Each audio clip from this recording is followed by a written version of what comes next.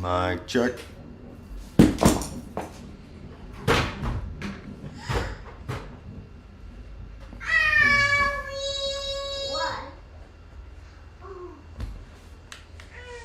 Does it feel better?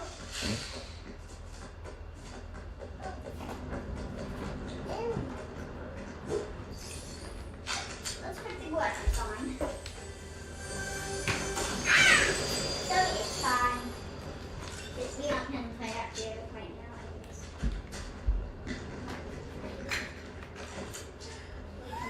It's too much background noise this way.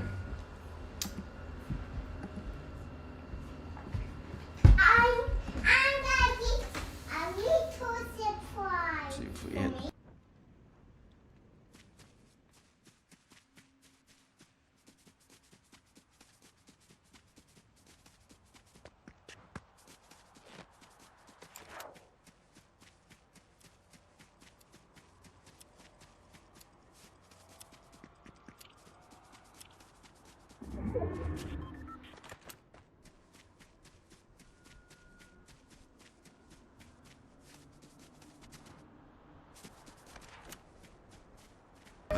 What do you got, Soph? New handbag. She never says it again when I try to prompt it. It never happens. For you, Mom. I'm gonna get you more clothes. Can you get me makeup too? Okay. And a Hello Kitty stuff? Okay. Some breakfast. Cheers.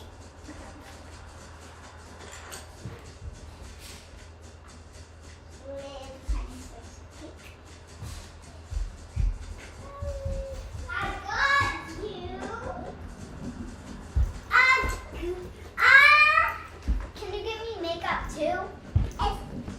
Thank you. Can you give me makeup too? Huh? Can you give me makeup too?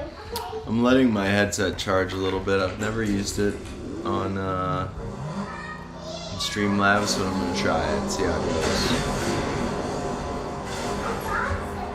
I got it. Fine.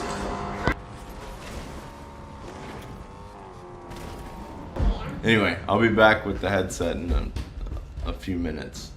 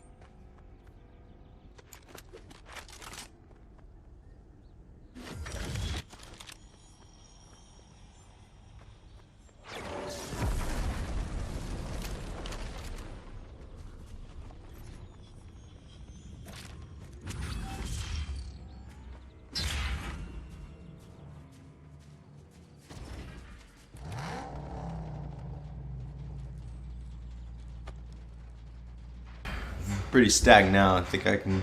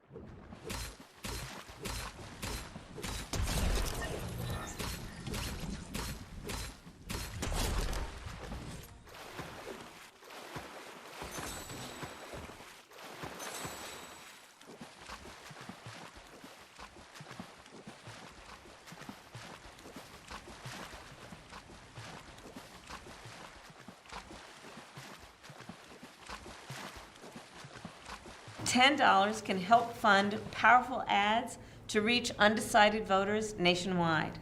$10 can help open field offices in key battleground states, the ones that we need to win in November. $10 can help hire organizers to knock on doors and connect with voters in your community. It may be hard to imagine $10 doing all that, but by the time you finish watching this video, many Democrats across the country will have pitched in their $10. Now they are counting on you to do the same. Thank you, and please. All right, hello everyone. My apologies for the late start. We unfortunately had a massive distributed denial of service attack against our servers, and saturated all of our data lines. Like basically hundreds of gigabits of data were saturated. We think we've overcome most of that, and so it's now time to proceed. But as this massive attack illustrates, there's a lot of opposition to people just hearing what President Trump has to say, and but I'm honored to have this conversation. I want to emphasize it's a conversation, and it's really intended to just get a feel for what Donald Trump is just like in a conversation. So it's hard to catch a vibe about someone if you just don't hear them talk in a normal way. And when there's an adversarial interview, like no one's themselves in an adversarial interview. So this is really aimed at kind of open-minded, independent voters who just trying to make up their mind. So you can understand like what is what is it just like to have a conversation. So honored to Donald, great to speak. We had a great conversation yesterday. As you mentioned yesterday, if we could just record that conversation and post it, it would have been excellent. And I hope we can have something like that today. Well, I think we will. I'm pretty sure we will. And congratulations, because I see you broke every record in the book with so many millions of people, and it's an honor. We view that as an honor. And then you do want silencing of certain voices. Usually those are voices that have something to say that are constructive, oftentimes constructive. And so we have to consider it an honor. But congratulations on breaking every record in the book tonight. That's great. Well, thank you. Well, I mean, maybe we could start off with, the assassination attempt, which was an incredible thing. And I have to say that, your actions after that assassination attempt were inspiring. You, instead of shying away from things, instead of ducking down, you were pumping your fist in the air and saying, fight, fight, fight. And I think that's, the president of the United States represents America, and I think that is America. That is strength under fire, and so that's a big part of the reason why I was excited to endorse you as the president of the United States for having another term here. Is that was just incredibly inspiring. But I mean, what was it like for you? Not pleasant. I have to be honest. I said there was blood. I had more blood. I didn't know I had that much blood. The doctors later told me that the ear is a place that is a very bloody place if you're going to get hit. But in this case, it was probably the best alternative you could even think about, because it went at the right angle, and it was a hard hit. It was very. I guess you would say surreal, but it wasn't surreal. I was telling somebody, you have instances like this, or like a lot less than this, where you feel it's a surreal situation. And I never felt that way. I knew immediately that it was a bullet. I knew immediately that it was at the ear. Yeah. And because it hit very hard, but hit the ear. And I also heard people shout, bullets, bullets, get down, because I moved down pretty nicely, pretty quickly, and we had bullets flying right over my head after I went down, so I'm glad I went down. The bigger miracle was that I was looking in the exact direction of the shooter, and so it hit me at an angle that was far less destructive than any other angle, so that was the miracle. That was, for those people that don't believe in God, I think we got to all start thinking about that. You have to, I'm a believer now. I'm more of a believer, I think, and a lot of people have said that to me. A lot of great people have said that to me, actually. But it was amazing that I happened to be turned just at that perfect Yeah. angle, and all because I put down a chart on immigration that showed that the numbers were so great. I love that chart I even mean, more maybe it's now a than I sign. ever. Maybe Yeah, that's a sign, you know. it's an immigration sign. You But highlighted a serious issue, and yeah, at that moment, that's right. the bullet missed your, you know, hit your ear, but you know, missed your head. I mean, Well, you know, the yeah, amazing thing is that the sign, I said, bring down that sign on immigration. And it was literally about an eighth of a second where it would be good. And after that, it was going to yeah, be a disaster, no matter which way you were facing. But it just had that perfect angle, which was yeah, exactly at this shooter. Very sad situation. Such a sad situation. As you know, we lost somebody that was great, Corey, yeah, who a firefighter, a great gentleman, a great trumper. He was just a fantastic family and a fantastic man. And a friend of mine came up, Elon, and said, "I'd like to give the family some kind of help." And I said, "All right, that's great." He said, "Do you mind?" I said, "I don't mind at all." And he wrote out a check for $1 million, gave it to the wife, and you know, she said, "This is really nice, but I'd rather have my husband back," which is a nice thing for sure, somebody to say, to be honest. She's great. The family is great, and we raised a lot of yeah, money for them and for two other gentlemen are unbelievable people. Also, they were hit really badly. They thought they were not going to make it, and they did. The doctors in the Butler area, I tell you, they were incredible. They saved the two, and they were really hit tough, both of them yeah, equally.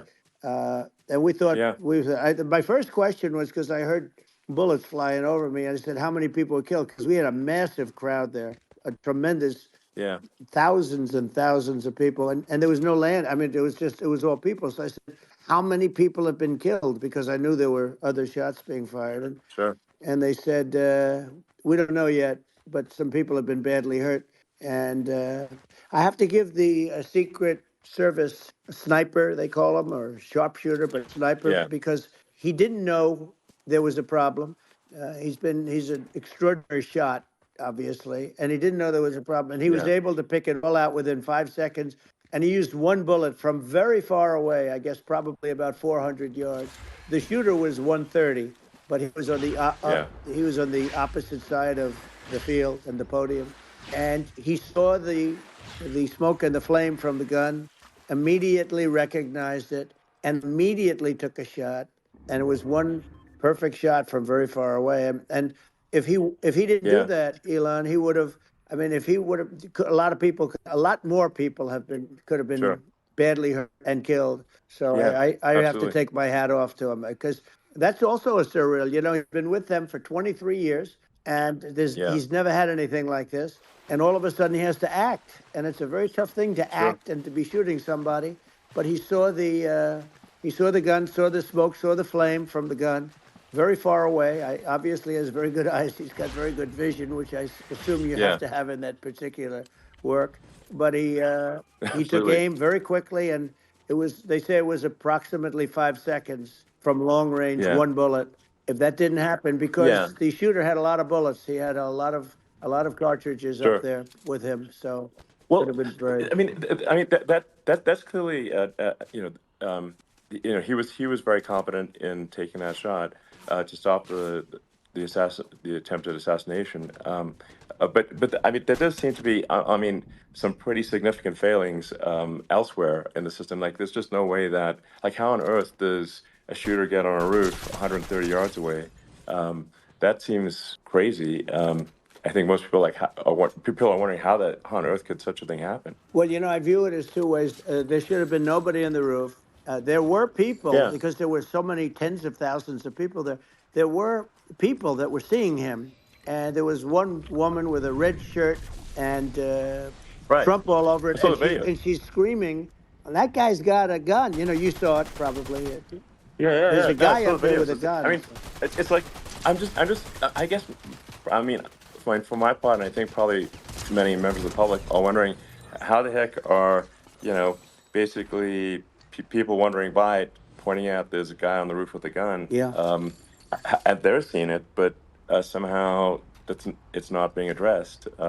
That does seem Yeah, crazy. well, they're going to learn from this. The communication between the local police, who sort of had an idea, and then ultimately a man lifted himself up to the roof, could barely do it because he was pulling himself up, and Yeah, he saw the man with the gun. The man with the gun pointed the gun at him. He thought he was probably going to get shot, but he was like pulling himself up, and because of that, he couldn't get to his gun, and he fell down. Actually, very badly hurt his leg, his ankle. I hear very badly, okay. but he fell down, and he did. From what I understand, he did say there's a guy up there with a gun, and the shooting started very quickly after that. I think it forced the shooter to go maybe quicker. You're supposed to be a very good shot. Yeah, My sons, Don and Eric, they can't believe what happened, but they said from 130 yards, a bad shot would hit that target almost every time. They said it's like in golf, yeah, sinking a 2-foot putt. yeah. It's not a tough No, shot. it's not a long shot. The Secret Service person had the long shot. He had triple the Yeah, distance actually. So it was a terrible thing. Look, it's hard. I have to say this about the Secret Service. When I went down, and I went down based on I think they're screaming, but other people also, because people saw this happen. You had so many people. One of the miracles was that nobody ran. I mean, if a gun goes off, the crowd yeah, control people showed us this. When guns go off, and it does happen in stadiums at a soccer match or some kind of a match, everybody flees. They call it a stampede, like cattle. But everybody, and a lot of yeah. people get killed with those stampedes. We had Sure. more people than you'd have at some of these matches or these games, and nobody left. You had a small group behind us in the grandstand, and that was full. And you look at it as it was taking place, and normally they'd be running. They didn't leave. They saw that I was hurt. They saw a lot of blood, and they saw that I went down. And it's almost like they wanted to be with me. Well, out front, you had thousands, tens of thousands of people. As far as the eye could see, you had people in Butler, as far as the eye could see, and uh, Yeah, and a lot of press too. There were many cameras on watching this. It's what makes it so different, because normally things happen that aren't good, but you never have a picture of it. Here we have all these cameras shooting it, so yeah, sort of amazing. But one of the interesting things was that you didn't have anybody flee. You didn't have anybody stampede. sure. Nobody. And there were some people behind me. They stood up and they're looking like, I mean, I'll tell you, you want to Yeah, yeah. have them in a foxhole with you. I want to meet some of those people Sure, because sure. it's so different from what you heard. But so I was down. But the Secret Service Yeah, guys, there were bullets flying right over my head. You could hear them go whizzing, and yeah, these guys came jumping on top of me, and a young lady, Kate. Would jump. They moved so fast, and let me tell you, that took tremendous courage. Now there was a lack of coordination. There was, obviously everybody understands that that building should have been covered, and yeah. I mean, that was I the think big that like, thing. looking at the aerial views, that building would be like the number one spot for a sniper. I mean, it's like the if you were to pick like what is the favorite, what if you so if the goal is to assassinate, what's your favorite spot? That building, the You're roof of right. that building would be number one. That would have been the spot. It's like you can ask for a better No, location. It's like number no, that one. would have been the spot. Um, You know what people think yeah, is when the local policeman, who, by the way, he really he did what he was supposed to do. He couldn't hold on any longer, and then when he got yeah, his head just peeking above, this guy standing there with a gun at his head, and when he fell down again, hurt his ankle very badly. But he was making the calls. But what happened is the firing took place very soon. So what they yeah, think is that this guy ran to his site, which he had all planned out with the gun. He ran to the site and he started shooting fast, and maybe that's why he sort of missed. I mean, he uh, yeah. But he as you got said, me, he but would have hit. I it mean, could have been a much yeah. bigger problem.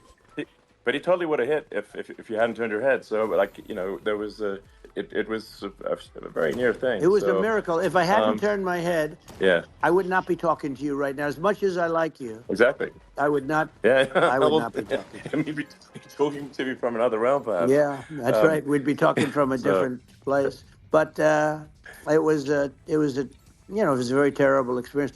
The Butler Hospital, they did such a great job. The doctors were so good. Everybody was so good. There was a mistake.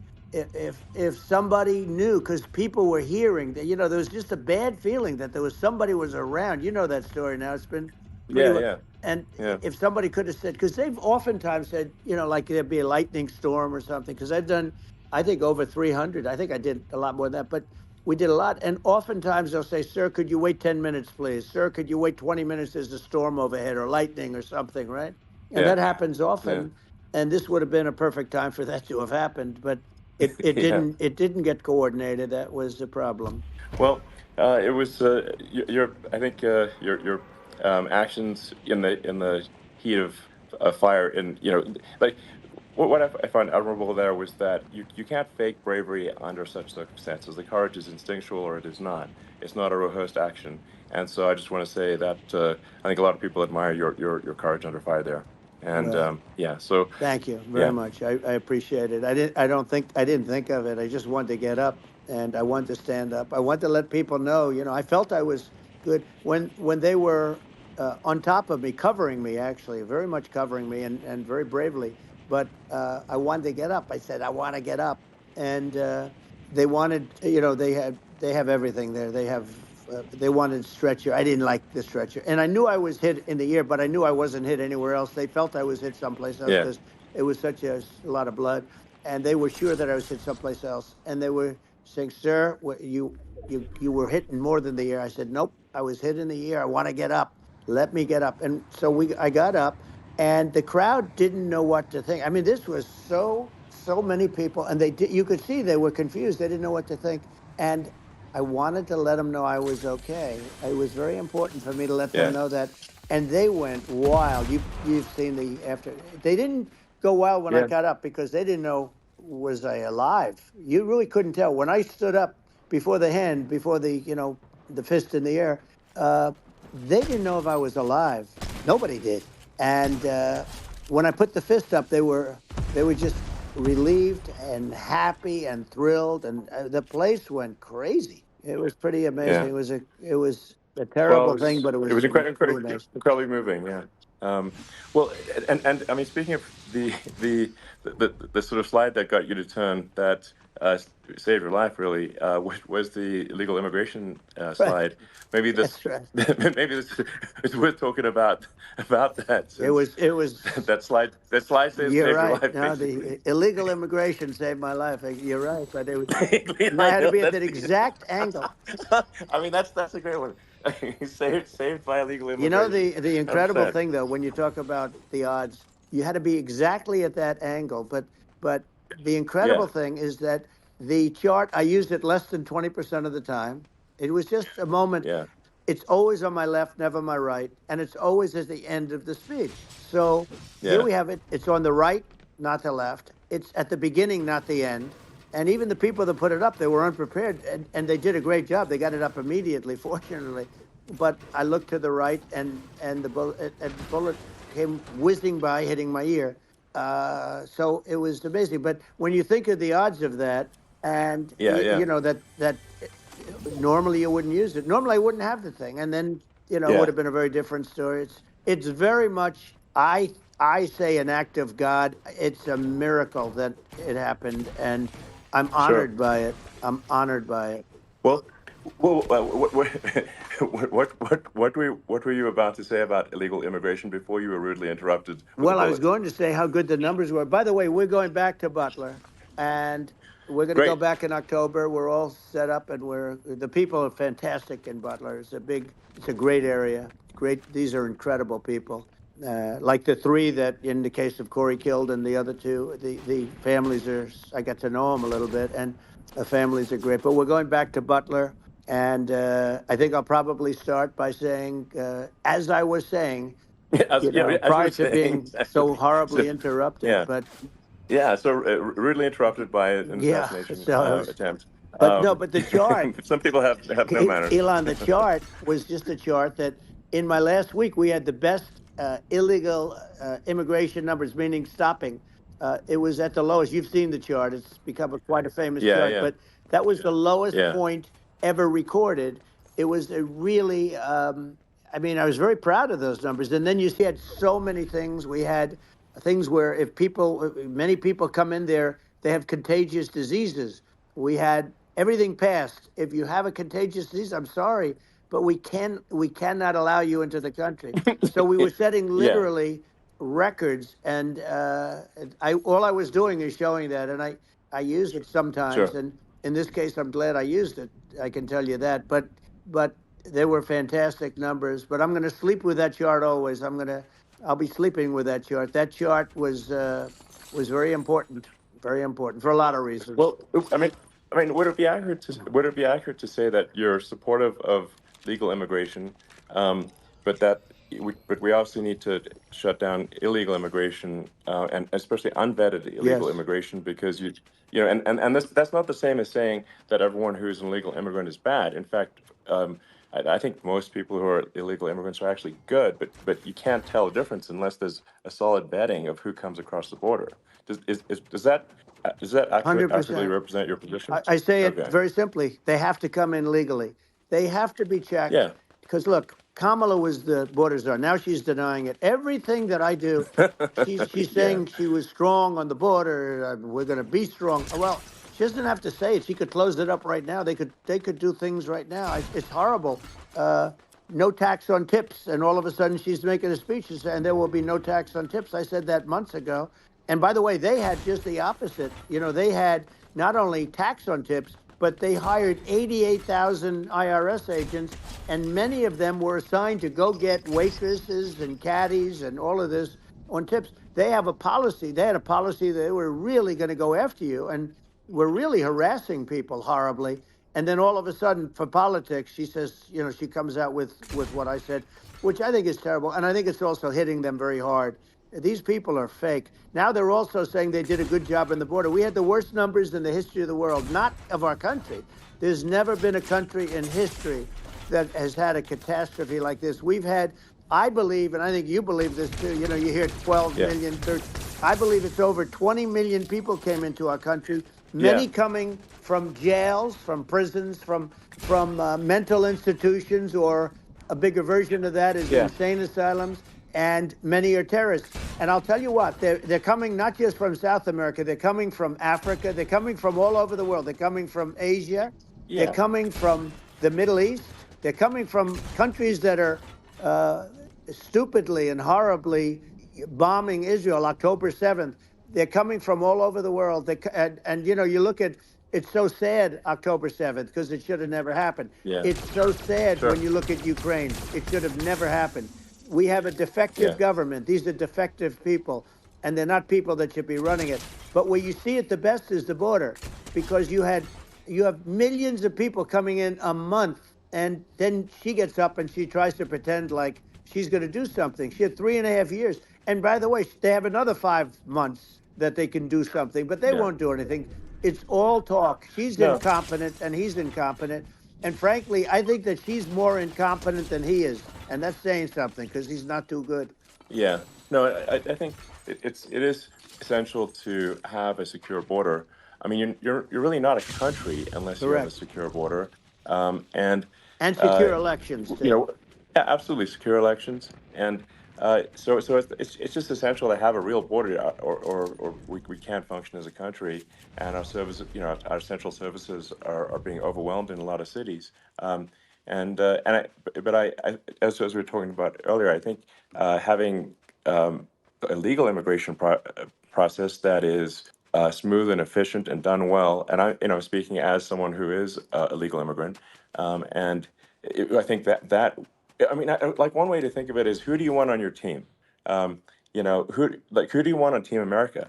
And I think we want to just say, okay, we want to let in people who are gonna be great contributors to our society and to our economy, and and who do you want on the team? And it's not to say that, like in my opinion, actually, I'd say like probably Mr. Wonderful, thanks for dropping by. Actually, are and we'll definitely check in actually with good, Dad hardworking people. That's my opinion. here soon. I was camping this weekend, but we'll check in you soon. just have this sort of Trying to get my adverse headset selection set up. process where This mic's a little noisy. If somebody's if somebody's like Oh yeah, I see all your texts, man.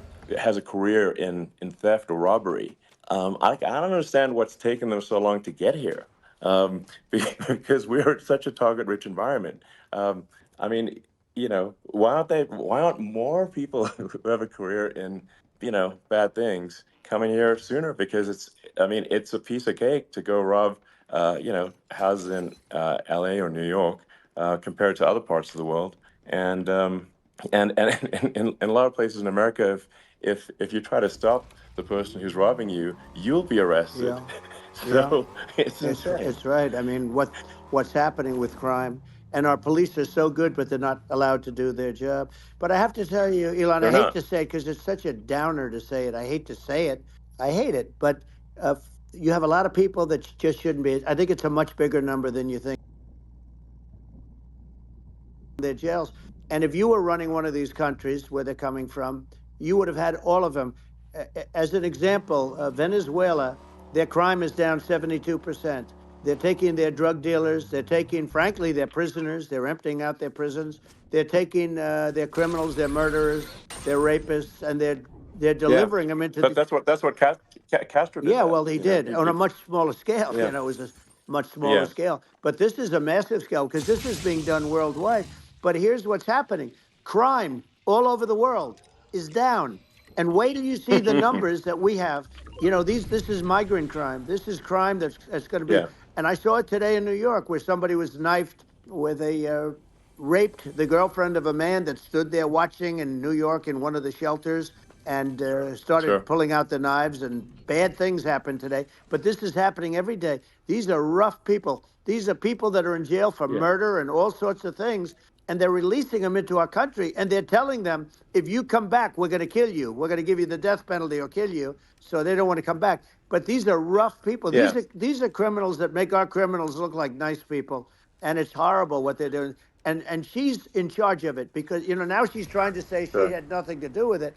And she's such a liar because she was called the border czar the first day, and it was on the headlines of every newspaper. She's the border czar, and she never even went there. She went to one location which had nothing to do with where the problem is. She went in and out, I right, guess, because she was getting a lot of pressure, yeah, but yeah, had nothing to do where the problem yeah. is. But she was Well, the well, border czar, and the people yeah, yeah, can't allow them to get away with their disinformation campaign. Now she's trying to say that she wasn't.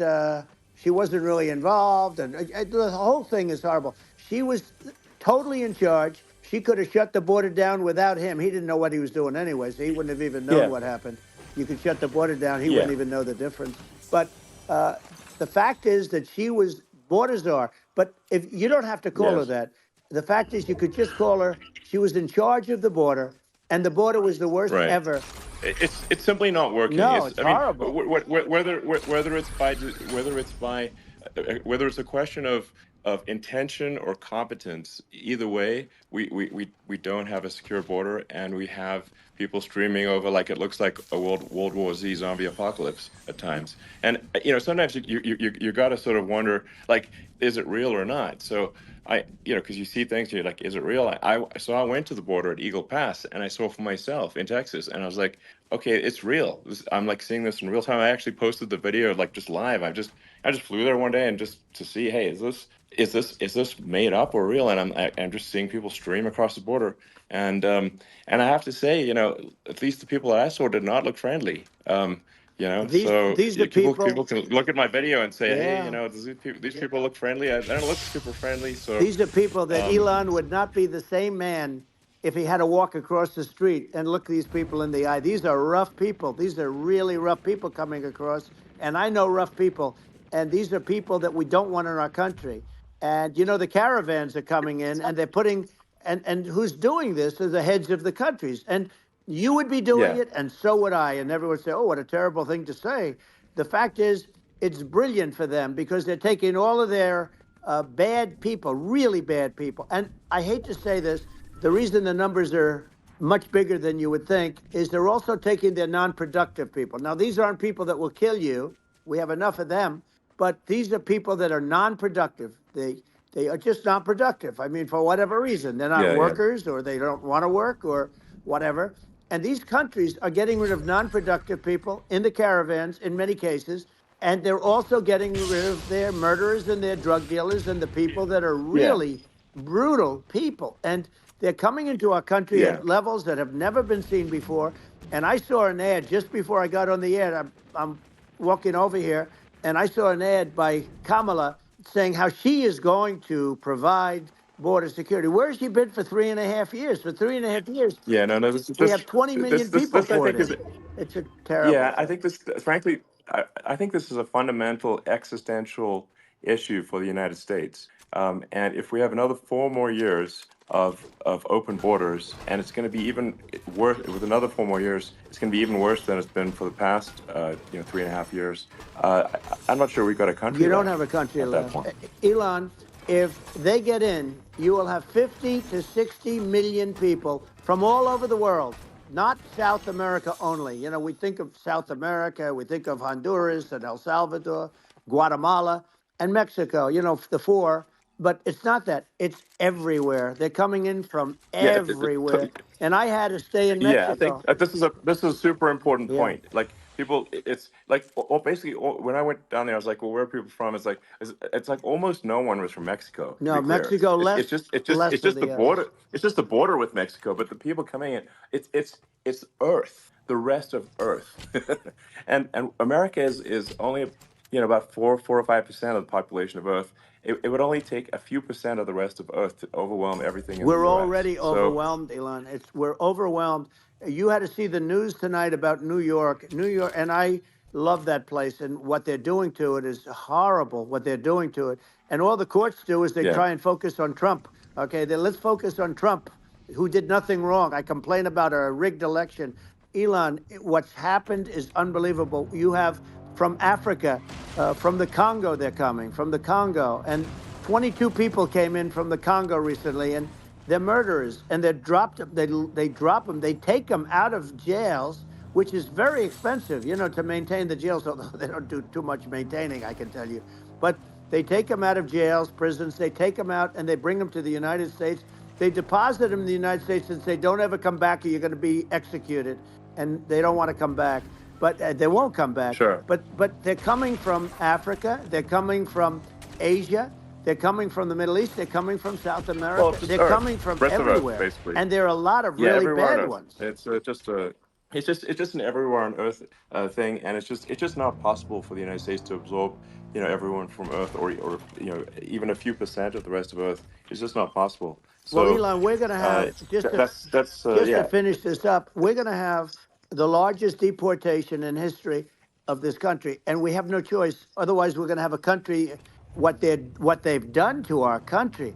Think of it, with in Venezuela and in some of these other countries, crime is down 50, 60, 70, 80%. And you would be the same. You would have. Yeah, I'll yeah. tell you what, Venezuela has not gotten rid of all of them. They've gotten rid of about 70% of their really bad people. Their jails are about 50% put into the United States. The same with other countries. Some Sure. are at 30%, some are at 50%. They're all different.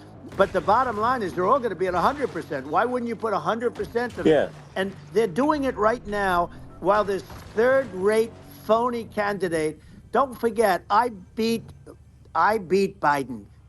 He failed in the debate miserably. And, some people said, oh, gee, it's too bad. It's too bad he did so badly, or I did well in the debate. The first night they said, wow, one of the people at CNN said that was the greatest debate performance I've ever witnessed. And then 2 days later, they didn't talk about that. They just said he was bad. But that's okay. That's the way I get treated, and I don't mind that at all. What I can tell you is this. We cannot have a Democrat. We cannot have her. She's incompetent. She's as bad as Biden in a different. Yeah. Look, she hasn't done an interview since this whole scam started. And say what you want. This was a coup. This was a coup of a president of the United States. He didn't want to leave, and they said we can do it the nice way or we can do it the hard way. Yeah, no, I mean, they just took him out back behind the shed and basically shot him. What they did with this guy, So, and I'm no yeah. fan of his, and he was a horrible president, the worst president in history. And one of the reasons he was so bad, first of all, the Israeli attack would have never happened. Russia would never have attacked Ukraine, and we'd have no inflation. And we wouldn't have had the Afghanistan mess, if you think of it. Well, and we wouldn't have had Afghanistan. But we think of it. You take a few of those events away, and we have a different world. we would also have No, no, you're yeah. inflation was caused by oil. Yeah, no, no. I think you're making an excellent point here, which is that when other countries can, that are, are thinking about invading or doing bad things, when they're thinking about that, they're thinking about, okay, what's the American president going to do, and do they fear the American president, or is it someone they do not respect and do not fear? And I think they would rightfully be. I mean, but look at the footage with the assassination. They're like, okay, uh, President Trump is like, don't mess with me. I mean, that's like, but whereas I think people are not going to be, and they obviously have not been at all intimidated by Biden, and they certainly will not be intimidated by Kamala. And you have to really think of that in the context of global security. That if the American president is someone that, like, evil dictators are scared of, that makes a huge difference to the security of the world. So I had a good relationship with Putin, despite the Russia hoax that lasted for over 2 years. Just a hoax created by Hillary Clinton and Adam Shifty Schiff, some just bad people, just sick people, frankly. I mean, Schiff is a sick person. He's going to end up probably being a senator. It's hard to believe. The whole thing is hard to believe. But, they put our country in danger with that stuff, too. They actually, when they make up stories, and you have to fight your way out of it for a long time. But I know Putin very well. I got along with him very well. He respected me, and it's just one of those things. And we would talk a lot about Ukraine. It was the apple of his eye. But I said, don't ever do it. Don't ever do it. I shut down Nord Stream 2. That was the big oil pipeline, the biggest pipeline in the world going all over Europe. I shut it down. Biden came, and then they say, I loved Russia. I was a friend of Putin, and I loved Russia. No, he actually said to me one time, he said, if you're my friend, I'd hate to see you as an enemy. I shut down his pipeline, the biggest pipeline. They were looking at that to fund, and this pathetic president gets in there.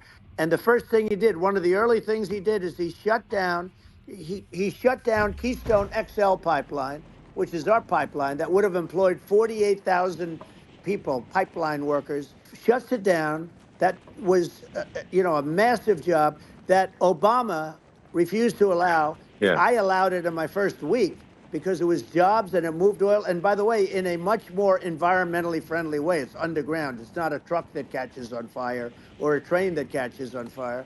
But think of it. He shut down the XL pipeline, the Keystone XL pipeline. Yeah. He shuts that down, and he approves the Russian pipeline. Yeah, it doesn't make any sense. It's inconsistent.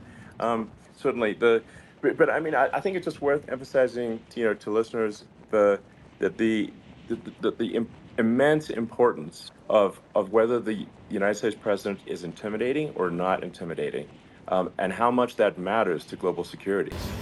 Because there's some real tough characters out there, and if they don't think the American president is tough, they will do what they want to do. I know every one of them. And that puts the whole world in danger. Elon, I know every one of them, and I know them well. I know Putin, I know President Xi, I know Kim Jong-un of North Korea. I know every one of them. And let me tell you, people will say, oh, this is terrible. He said, I'm not saying anything good or bad. They're at the top of their game.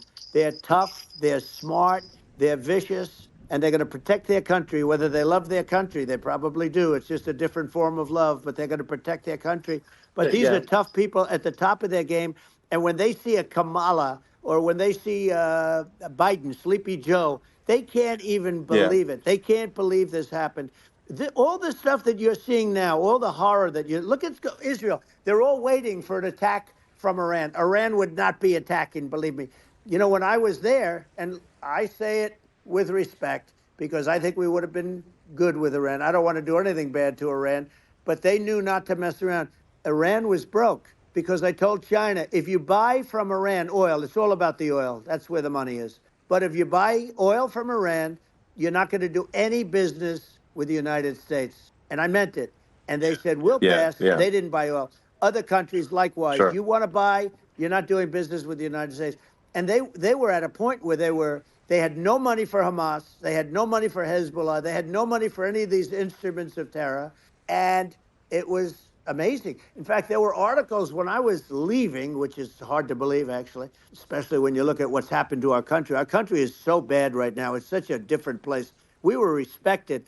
Think of it. 4 years ago, we were so respected to a point where when I said don't buy oil, they didn't buy oil, but they had no money, and Israel would have never been attacked. Zero chance. And again, I said to Vladimir Putin, I said, don't do it. You can't do it, Vladimir. You do it, it's going to be a bad day. You cannot do it. And I told him things that what I do, and he said, no way. And I said, way. And you know, it's the last time we ever had the conversation. He would never have done. I got along well with him. I hope to get along well with him again. You know, getting along well with them is a good thing, not a bad thing. I got along well with Kim Jong-un. When I met with President Obama just before entering, you know, it's a sort of a ritual. And I sat down with him and we talked. It was supposed to be for a very short period of time. It turned out to be a long period of time. I said, what's the biggest problem? He said, North Korea. I had that problem worked out very quickly. It was nasty at the beginning with Rocket Man and, you know, all the different things. Yeah. But all of a sudden I got a call. Those were some epic tweets, by the way. Yeah, they those were. No, they were epic. Everything. He said that he has a red button on his desk. I said, I have a red button on my desk too, but my red button is much bigger, and my red button works. And then I called him Little Rocket Man of Little Rocket Man. Anyway, here's the bottom line. All of a sudden I got a call from him, and they said they want to meet. They want to meet me, and we met. Yeah. As you remember, we met in Singapore. We met also in Vietnam, and I got along with them great. We were in no danger. But President Obama thought we were going to end up in a war, a nuclear war with him. And let me tell you, he's got a lot of nuclear stuff too. Exactly. He's got plenty of nuclear. He can do plenty of damage. So yes, I mean, it's because, you know, I mean, people like Kim Jong-un, they respond to strength, not weakness. Well, and he and I had a good relationship. Remember I met him and we walked onto his land. Nobody ever walked onto his land before. I walked onto. I wouldn't say. Let's bring up Secret Service again. I wouldn't say they were thrilled when I did that. I walked onto his land, and it was an amazing period. But we were not in danger with him because of me. You know, I always say that we have enemies on the outside and we have enemies on the inside. We have some really bad people in our government and people that are, and controlling of the people. I mean, I'd mention names, but I really don't want to give them the credit. But we have some really bad, and I say they're more dangerous than Russia and China. If you have a smart president, a president that gets it, we are not in danger from those countries because they need us and they need our help. I mean, we forced Obama, if you think about it, Obama and Biden, and Bush to a certain extent, in all fairness, forced Russia and China together. And if you're a history student, the first thing you learn is you cannot let Russia and China align. But then they also got, if you take a look, Iran, and they have North Korea. That's, you know, they call it the axis of evil. In the old days, you had the axis of evil. Here we have a modern day axis of evil. These are powerful countries, very heavy nuclear, which is the biggest threat. Yeah. You know, the biggest threat is not global warming, where the ocean's going to rise 1/8 of an inch over the next 400 years. And you'll have more oceanfront property, right? The biggest threat is not that. The biggest threat is nuclear warming, because we have 5 countries now that have significant nuclear power, and we have to not allow anything to happen with stupid people like Biden. You know, Biden did something with Russia. There was no chance of him ever going in. And when I left, and then after I left, they started forming big armies on the border with Ukraine, right? And I looked at that, and I thought he was doing that because Putin's a good negotiator. I thought he was doing that to negotiate. But then Biden started saying such stupid things. For instance, he said that it can be a NATO country. Now, Russia, for as long as there's been NATO, has said we're never going to agree to that. And we go right up front and say that. And we did things and said things through this president with a low IQ, very low IQ. He had a low IQ 30 years ago, by the way, but now he might not even have a IQ at all. There's nothing on the board that goes this low. He said things that were so stupid that war would have been, that war had zero chance of happening if I were there. Zero chance. He was saying everything the opposite. And it's so sad because many more people have been killed in Ukraine than you read about. You don't read about how bloody it is and how disastrous. Sure. Hey, look, just in the 2 armies, you lost 500,000 people. And Yeah. you know, Ukraine's having a hard time.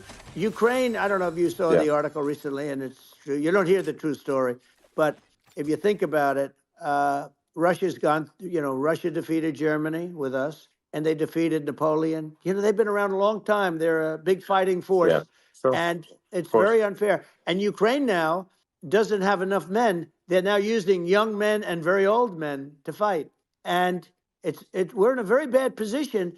And I'm not going to blame exclusively, but I can tell you, I could have stopped that, and a smart president could have stopped that. It wouldn't have happened. But we had a Yeah. man that actually made it. It made it more prevalent. It was so bad. The words that he was using, the stupid threats coming from a stupid face that he was using. I said, this guy's going to cause us a war. He's going to cause us. And let me tell you, Yeah. it can Yeah. lead to World War III. That can lead to World War III. The Middle East can lead to. We have numerous places that could end up in a Yeah. World War III right now for no reason No, whatsoever. I think you're right. I think people underrate the risk of World War III, and it's just you know, when you're looking at the risk of global thermonuclear warfare, it's game over for humanity. And you know, it's something that people have, I think, after the end of the Cold War, people have become complacent about, but they actually have forgotten that there are currently a lot of nuclear missiles that have targeting parameters for the United States from other 100%. countries. And one of the things And we're going to do is it's we're going to build an iron dome over us. You know, Israel has it. We're going to have the best iron dome in the world. We need it, and we're going to make it all in the United States. But we're going to have protection, because it just takes one maniac to, you know, start something. We're going to have protection, and we're going to have. Why shouldn't we have an iron dome? Israel has one. Some other places yeah, have one that nobody even knows about, frankly. But Israel has it. We're going to have an iron dome. But, you know, with all of that being said, to me, that's so important, the most important. But with all of that being said, the election's coming up, and the people want to hear about the economy and the fact that they absolutely, sure. can't buy groceries because they don't have enough money to buy groceries. The inflation has killed them. Food prices are up 50, 60, even 100% in some cases. And this stupid administration allowed this to happen, and it's a shame. And that's the thing that people most care about, in my opinion. They care about the border a lot, and we discussed the border at great length. And it's nice to have a Yeah, yeah. forum like this where I can discuss something at length. And by the way, you think Biden could do this interview? Do you think that Kamala could do this interview? They would take a pass on No, they you. could not. So they don't need Elon. They don't need Elon screaming out questions. It's pretty sad when you think that somebody that does this for a living can't answer a question or is afraid to do an interview. And in her case, with a very friendly interview, she's got all friendly interviewers. It's pretty sad. Yes, But the absolutely. big thing now is the Well, economy, Elon. yeah, And as much as yeah, I mean, I view nuclear as the single most important thing, but a lot of people don't. A lot of people don't understand that. But it doesn't have to. If I understand it, that's all you need. Because if I was president, you're not going to have that kind of a problem. But the thing that they really is making them angry is what Kamala and Biden have allowed to happen to the economy. It's a disaster with inflation.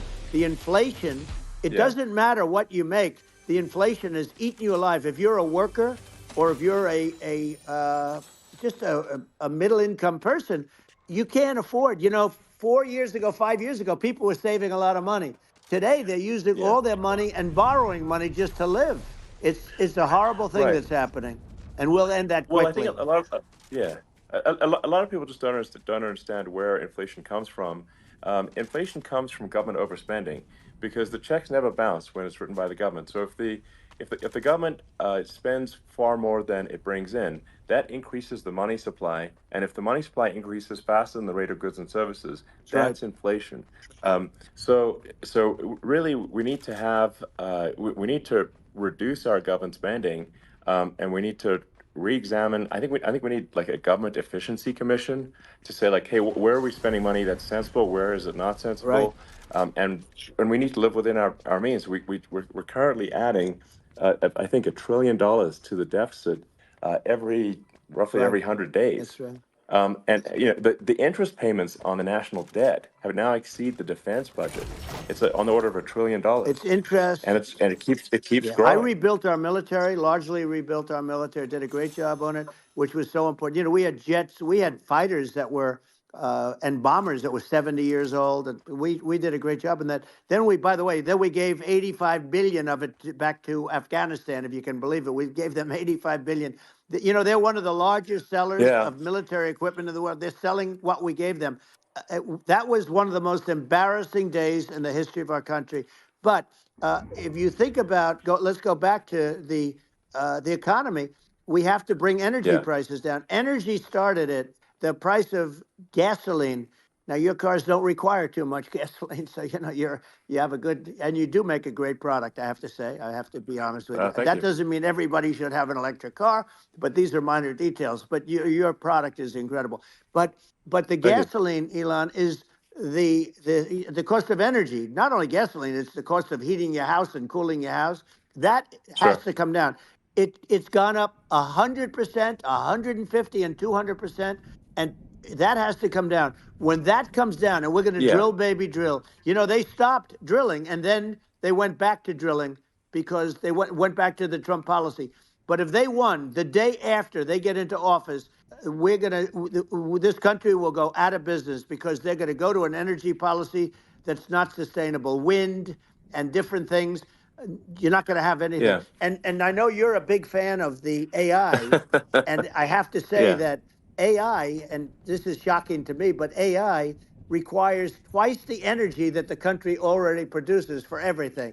So you're going to have to build. We're going to have to build a lot of energy if our country will be competitive with China, because that's our primary competitor for this on the AI. You're Sure. going to need a lot of Well, I mean, electricity. You're going to need tremendous yeah. electricity, like almost double what we produce now for the whole country, if you can believe it. Sure. Well, just going, back to this, like this basic thing, which that people try to make it sound complicated, but it's not. But inflation is caused by government Right. overspending. Would you agree that we need to take a look at government Yes. spending and have perhaps a government efficiency commission that just tries to make the spending sensible and so the country lives within its means, just like a person The does? waste is incredible, and nobody negotiates prices. You used to have a lot of people making jets, and you end up with two companies, and they'll probably try and merge at some point. I mean, I went through it like Air Force, just a thing like Air Force One. One of the first documents they asked me to sign, a general walks in, sir, would you please sign this document? And what is it? Air Force One. That's with Boeing, which is basically two planes, two 747s. And the price was Yeah. $5.7 billion for two planes. Now, Wow. now they're highly sophisticated. That's insane. They're even nicer than your plane, okay? But much more sophisticated. They're very, I won't say what's on it, but they got a lot of stuff on it. Anyway, but it's 5.7. That's a crazy It's number. a crazy number, but I said, I'm not going to pay 5.7. I'm not going to do it. I said, who made the deal? Obama and his people. I said, well, then I know the deal's no good. I'm not going to do it.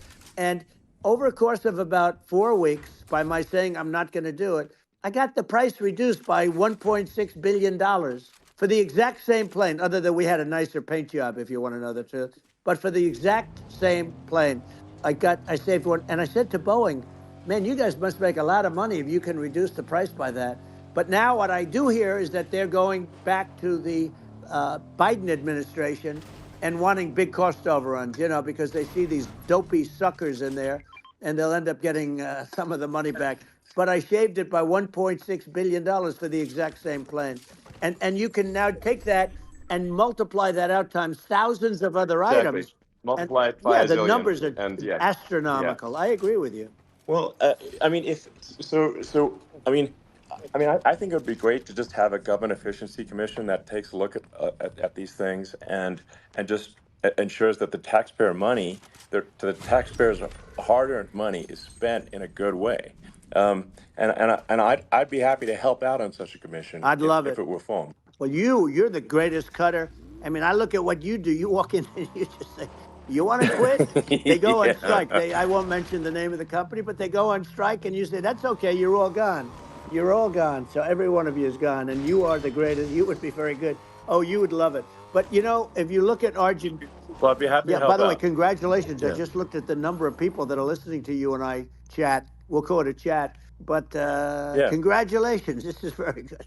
I mean, it's great. And you're an interesting character. Yeah, Mr. Wonderful. I can't get it to work. I tried to reset the and Power, he's a big, Malay he's Forward. great, and Yeah. he's a big MAGA fan. You know that he ran on MAGA, and he took it to an extreme too. And that'd be He awesome ran if on you got this MAGA, game and and I played hear with he's me. doing really that'd a be terrific sick. job. It's called Make Argentina Great Again. It worked out perfectly. He came in, he bought a lot of hats, he brought over, but he's doing a big job. He really cut. And I'm hearing Yeah. they're starting to do pretty well. Inflation's getting down. You know, they had like Yes, exactly. 2,000%. And they had inflation like not normal inflation. They had the real deal. But we're going to Yeah. have that pretty soon. We have, I think we Yeah. have the worst inflation we've had in 100 years. They say it's 48 years. I don't believe it. I think we have the worst. They Yeah. don't include a lot of the items that should be included, you know. Yeah. Well, it's just from government overspending and not spending taxpayer money Yeah. effectively, and having just like so many departments you can't even name them all. And what Malay is doing is he's cutting government spending. He's simplifying things. He's having putting in regulations that make sense. And we're Argentina overnight is experiencing a giant improvement That's right. in prosperity. But it's also a lesson for the United States, which is that Argentina used to be one of the most prosperous countries in the world. In the 30s, 40s, and because of bad government policy, it ruined the country. And if you take Venezuela, for example, Venezuela should be incredibly prosperous. They have phenomenal reserves of everything, oil, everything, and it should be prosperous. But if the government's wrong, it impoverishes the people. And so I think we should not be complacent in the United States and thinking that and taking our prosperity for granted, because if with bad government policy, we can run the country into the ground. And that's just something people should bear in mind. Don't take prosperity for granted. Well, think of education. So we're ranked at the bottom of every list of the top 40. We're ranked number 40, number 38. Norway, Switzerland, Sweden, different countries are ranked good. Actually, China's pretty close to the top. They're a top 6 or 7. But we're ranked at the bottom, almost at the bottom, 38, 39, 40. In other words, horrible. And yet we spend more per pupil than any other country in the world. So we spend more. And what I'm going to do, one of the first acts, and this is where I need an Elon Musk. I need somebody that has a lot of strength and courage and smart. I want to close up Department of Education, move education back to the states, where states like Iowa, where states like Idaho, not every state will do great, because states that basically aren't doing good now. You look at Gavin Newsom, the governor of California. He's terrible. He does a terrible job. So he's not going to do great with education. But of the 50, I would bet that 35 would do great, and 15 of them, or 20 of them, will be as good as Norway. Norway is considered great.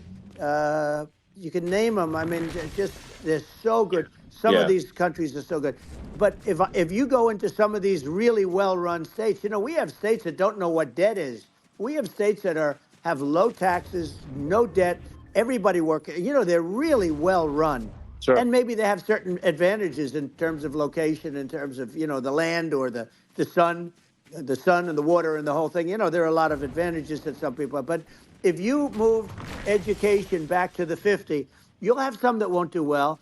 But they'll actually be forced to do better, because it'll be a pretty bad situation. But if you think about it, you'll have some of these states. I'll bet you'd have 30, 35 states. It'll be much better. And you know what it'll cost? Less than half what it is in Washington.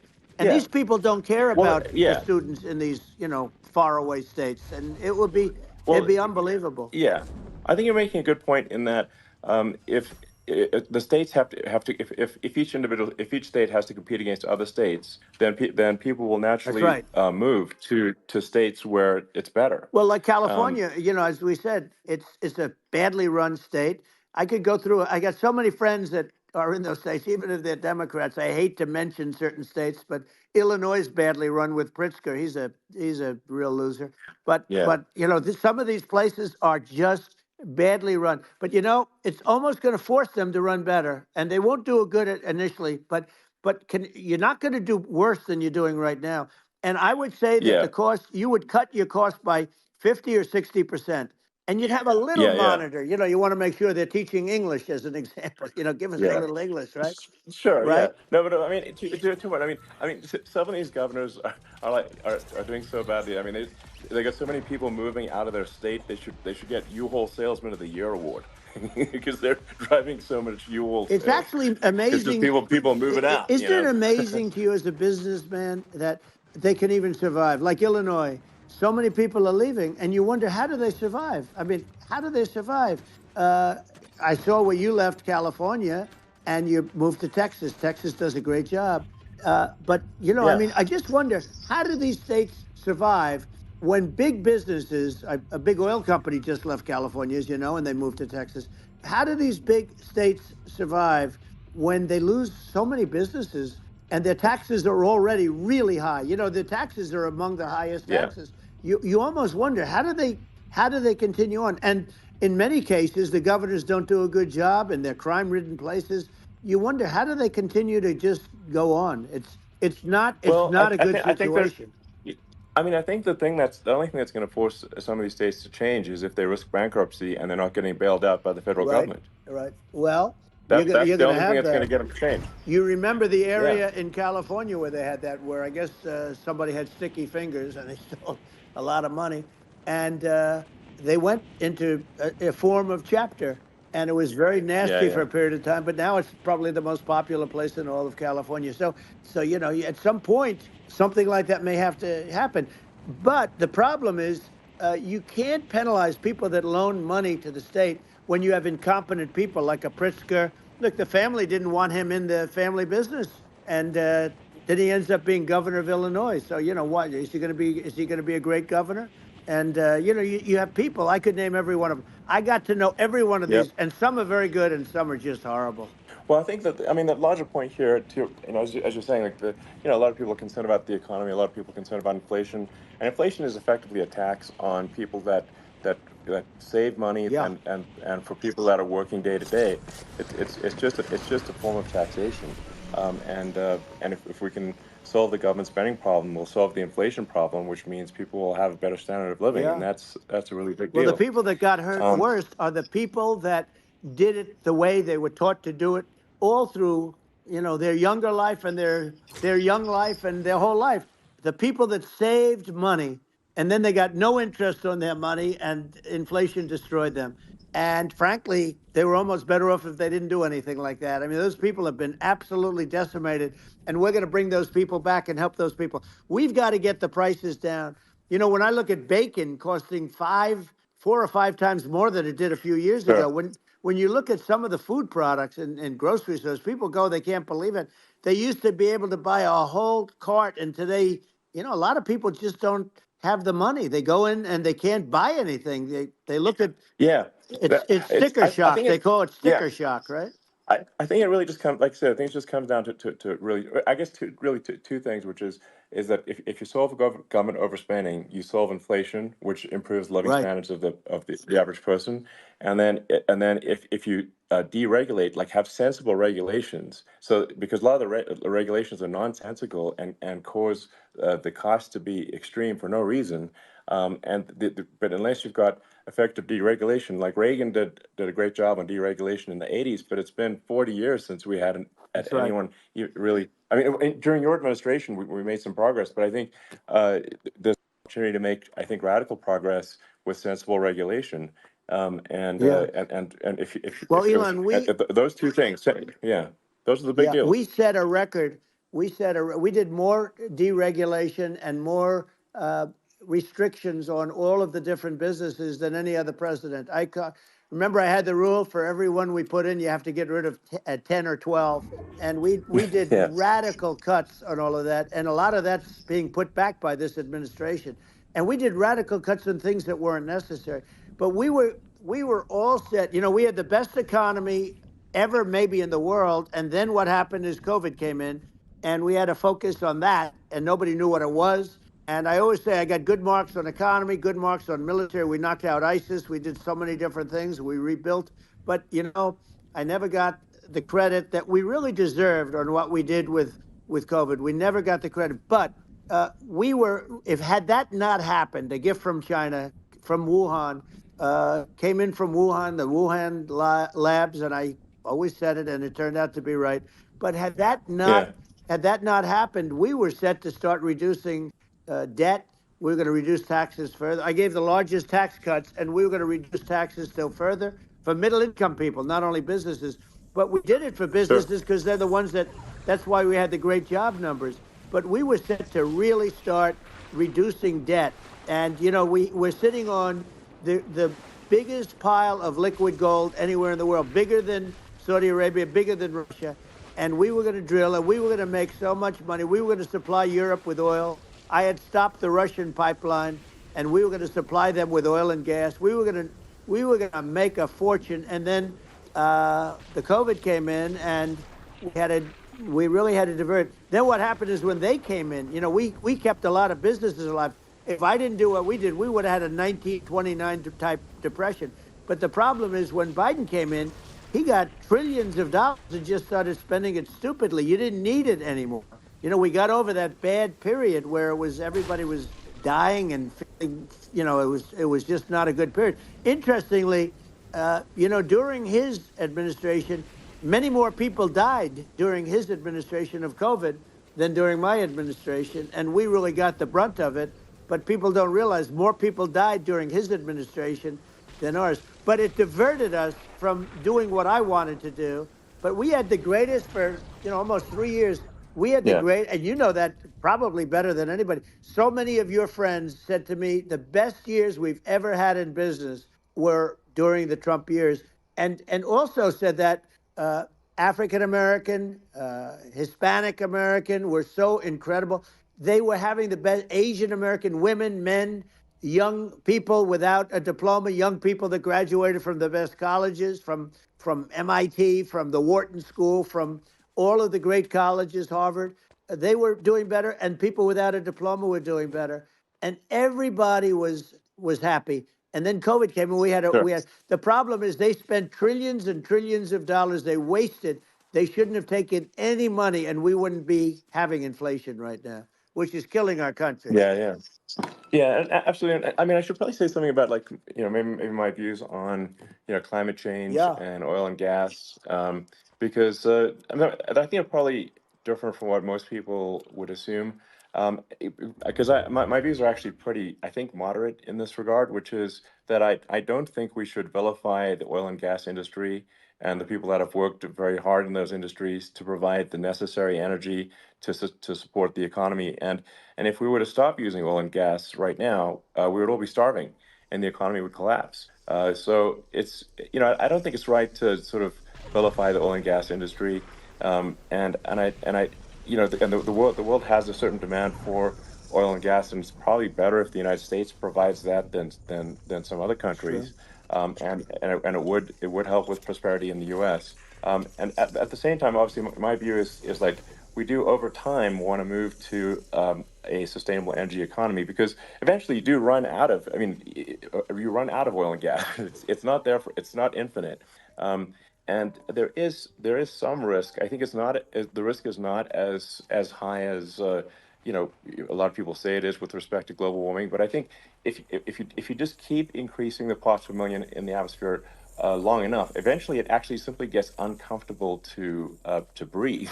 People don't realize this. If you go past 1,000 parts per million of CO2, you start getting headaches and nausea.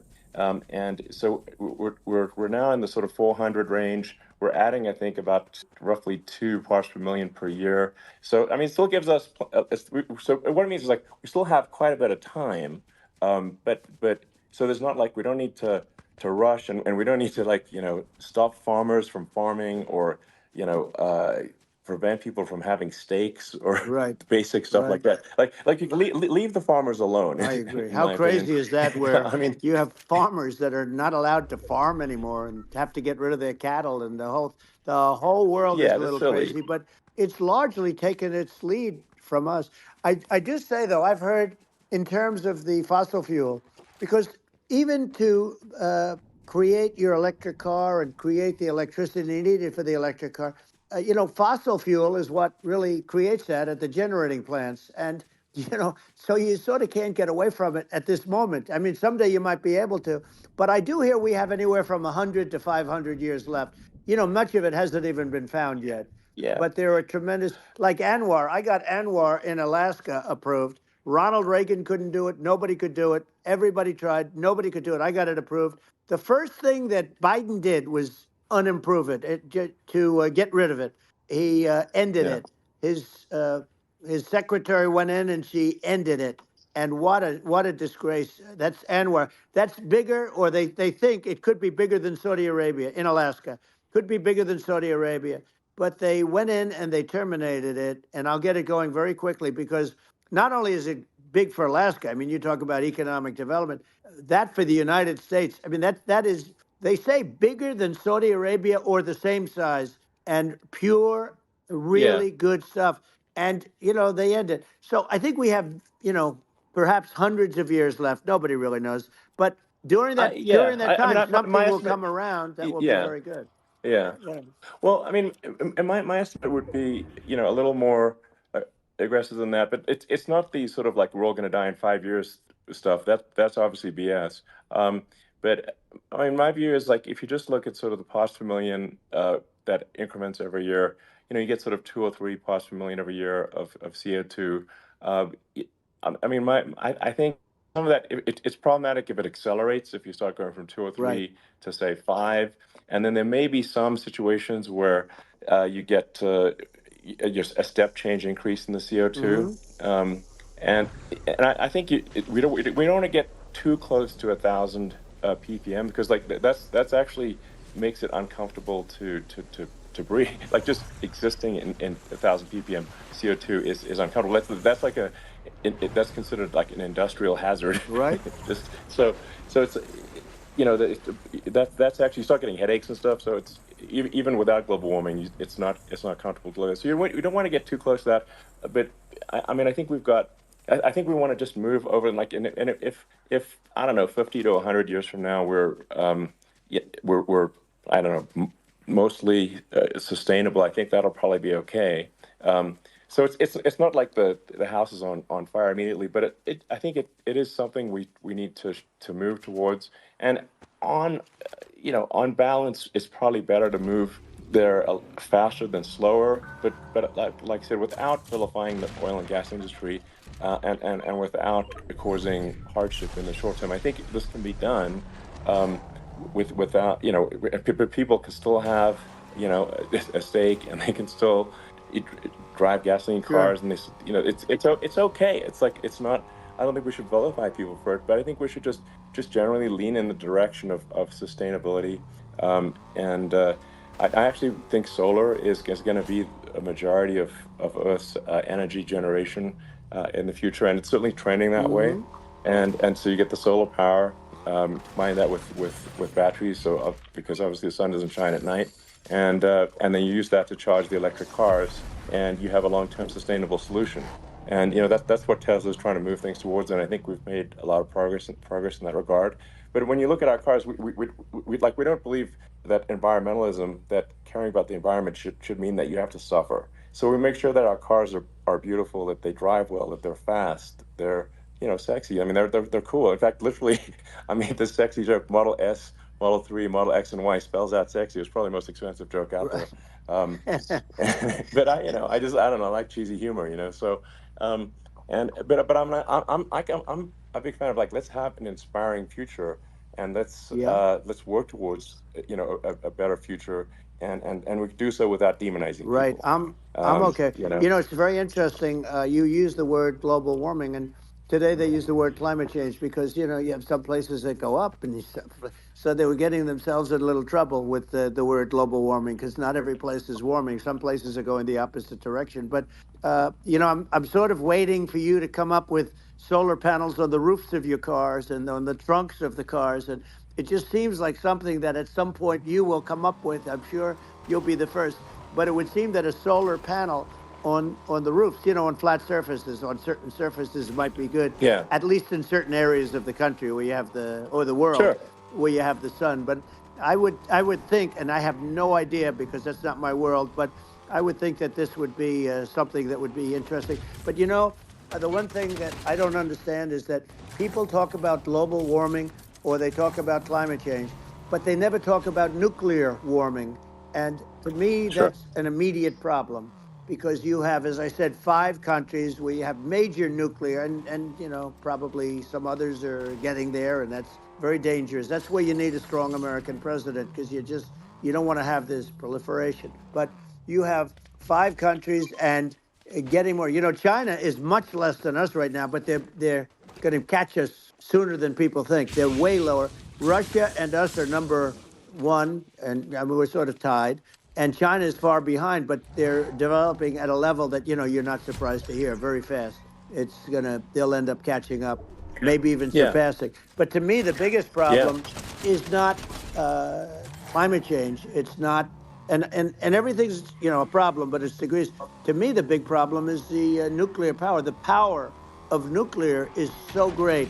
And when I talk Yeah. about Nuclear power is underrated. It's I'll awesome. prevent World War Yeah. III, Oh, I will. But the truth okay. is that you have to, because this is no longer army tanks going back and forth and shooting at each other. This is Yeah. a level of destruction and power that nobody's ever seen before. Yeah, and actually, there's the bad side of nuclear, which is a nuclear war, very bad side. But there's also, I think, nuclear electricity generation is Absolutely. You're underrated, right. and it's actually, you know, people have this fear of nuclear electricity generation, but it's actually one of the safest forms of electricity generation. It's just a huge misunderstanding.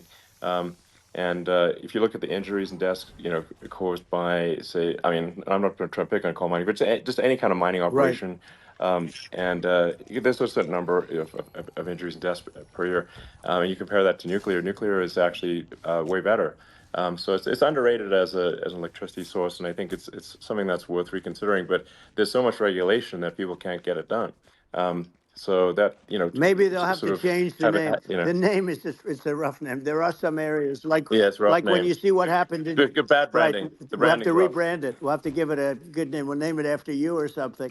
You know, No, no, no, it has a, hey, it has a branding problem. You know, when you see what happened, it does have a branding problem. when you see what happened in Japan, where they say you won't be able to go on the land for about 3,000 years. Did you ever see that?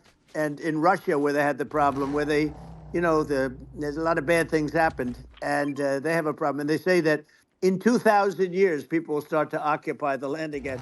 You know, you realize it's pretty bad. No, that's not true. But you're Well, no, right no, about it. It's amazing.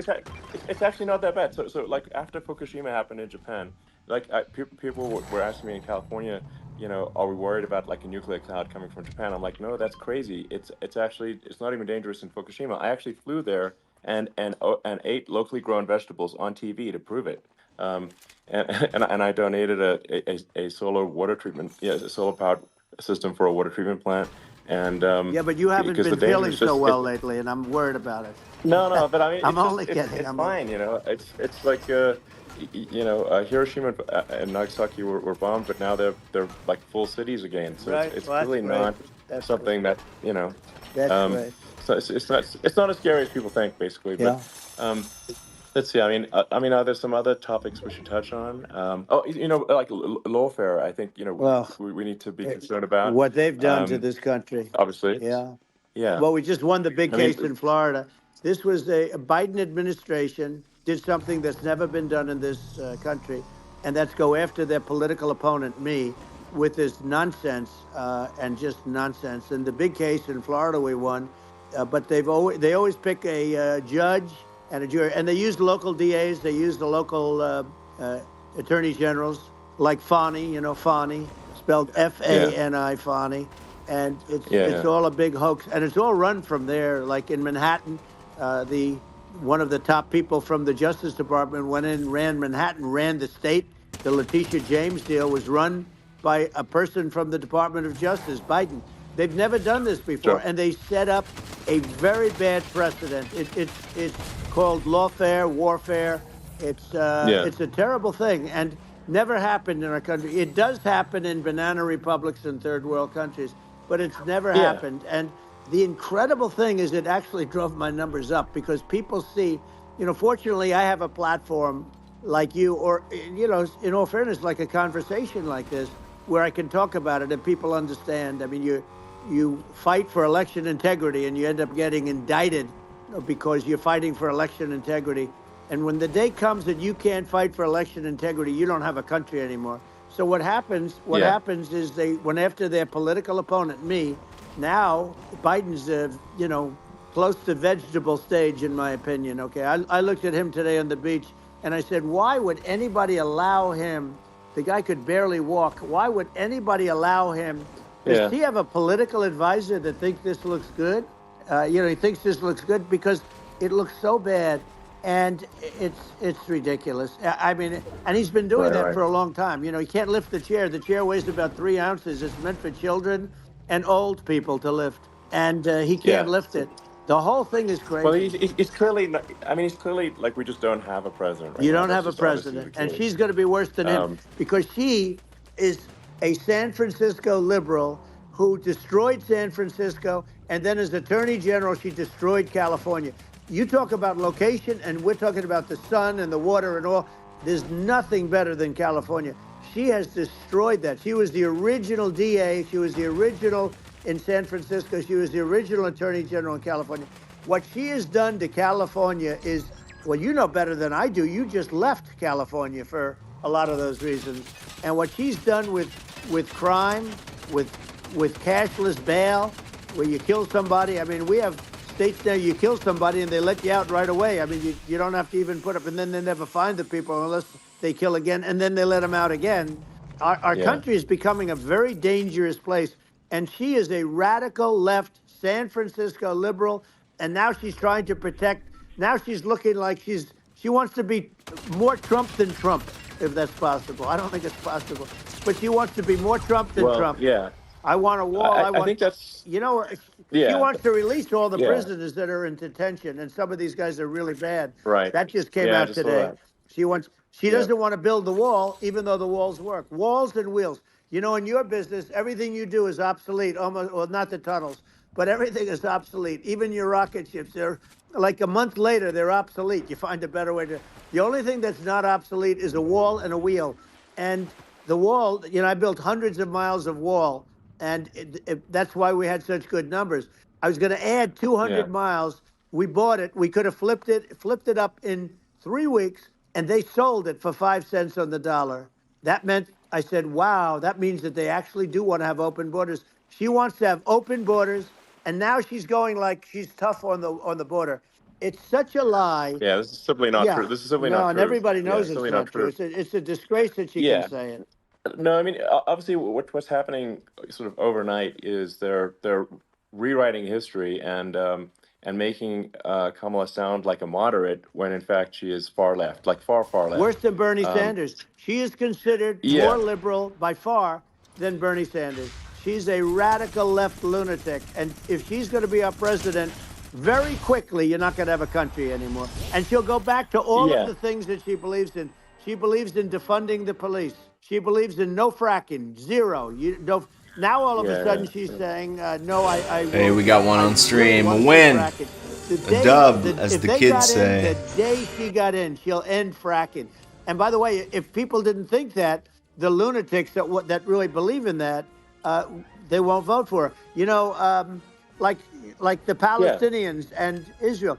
She is so anti-Israel, and she's bad for Win a both. match without Biden searching actually did containers something that was first time. impossible. Both sides hate him. Both sides. That was a hard thing to do. Unification. Yeah, no. I mean, Netanyahu came to give a talk to a joint Senate and House sitting, and I was there, and Kamala stood him up. What does that say? I think it's highly disrespectful. And I say, if you're a Jewish person or if you believe in Israel, if you're a person that, is a very pro-Israel, if you vote for her, it's worse than Biden. And Biden was bad. But if you vote for her, you ought to have your head examined. And you see tonight, I mean, as we're doing this, I'm seeing reports coming that they expect an attack tonight or tomorrow from hundreds and maybe thousands of rockets. Their Iron Dome, as they call it, as we all call it, but their shield that they build, that can be swamped. We'll use the term that's appropriate, swamped. But they swamp it by shooting enough missiles. You know this better than anybody. By shooting enough missiles, they can't defend themselves. They just obliterate the whole Yeah. place. And that's what some people think they're looking to do. And we have no leadership. There's no respect for the United States of America with these people. And I'm telling you, Yeah. she'll be worse than him because she's a believer Yeah. No, in I being think you're right. radical left, and he wasn't. I think you're right. I mean, it really it's important for the public that may be listening to this to look at Kamala's track record, before the last month, and say, is that a track record you agree with? And I think if you're an independent moderate, you definitely would not agree with it, because it is her behavior has been far left. And we're seeing just an overnight propaganda attempt to rewrite history and make it sound like Kamala's moderate when she, in fact, is not moderate. Well, So her I think running mate approved, signed into legislation, tampons in boys' bathrooms. Okay, now yeah, that's yeah, all that's I have weird. to hear. Tampons in That's boys' weird. bathrooms, and that means she Yeah, believes in that too. I mean, yeah, that's she not picked okay. this guy because he was the closest to her. A lot of people thought she'd pick sort of the opposite, but she picked an anti-Israel radical left person. But she is far worse, they say, than Bernie Sanders. If we have her as a president, if we have a Democrat at this moment as a president, I don't think our country can survive. I think it's a massive. I think we're in massive trouble, frankly, with the Kamala administration, and that's my honest opinion. I think really it's essential that you win for the good of the country this election, and I mean I'm just stating my opinion. Now, you may have seen this, but I got a letter from the EU Commission, saying, to not have disinformation on during this discussion that we're having, and there's a lot of attempts to do censorship and to force censorship even on Americans from other countries, and what do you think about that?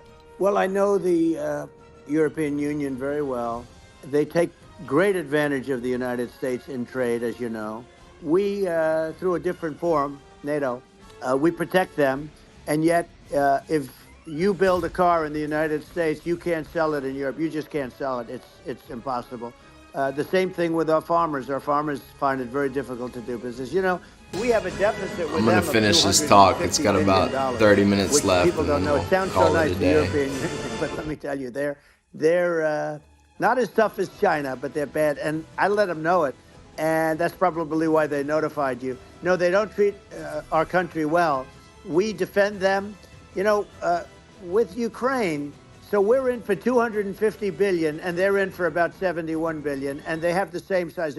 If you add up the European nations that, in terms of an economy, it's about the same size, when you say, as us. And they're in, Yeah, and they're in much greater risk. They're right there. We have an ocean separating us from, in this case, the enemy would be Russia. Used to be for the yeah, Soviet Union, but let's assume they're close enough. And what happens is they're in for 70 something million. I think even less than that, billion, and we're in for about 250 billion, and it could be a lot higher than that. And I say, why aren't you going to equalize? Why aren't they paying what we're paying? And they're in much more, it's much more important for them because of the fact that, they're right near there. I mean, they're all sort of in that location. We're not, but yeah, they should, and I did it with NATO. There were only 7 countries that were paid up in NATO out of 28 at the time. And the United States yeah, was yeah, the United States was subsidizing NATO, tremendously subsidizing NATO. And I went yeah, in and I said, you yeah. got to pay up. If you don't pay up, we're not going to defend you any longer. I took a lot of heat, but you know what happened? Billions and billions of dollars came flowing in. And, Yeah, I think a lot of the public isn't aware of the fact that the United States pays a disproportionate share of the NATO expenses, and then we get even though taken advantage of on trade. So think yeah, about it. well, I mean, the point of NATO is defending Europe, and it's it's like, then okay, well, why is the United States paying disproportionately more to defend Europe than Europe? That doesn't make sense. That's unfair, and that is an appropriate thing to address. Well, when you talk about So cost cutting and savings and everything else, I mean, honestly, look, there's nobody that feels worse about the Ukraine situation than I do, because I know it would have never happened. I know Zelensky.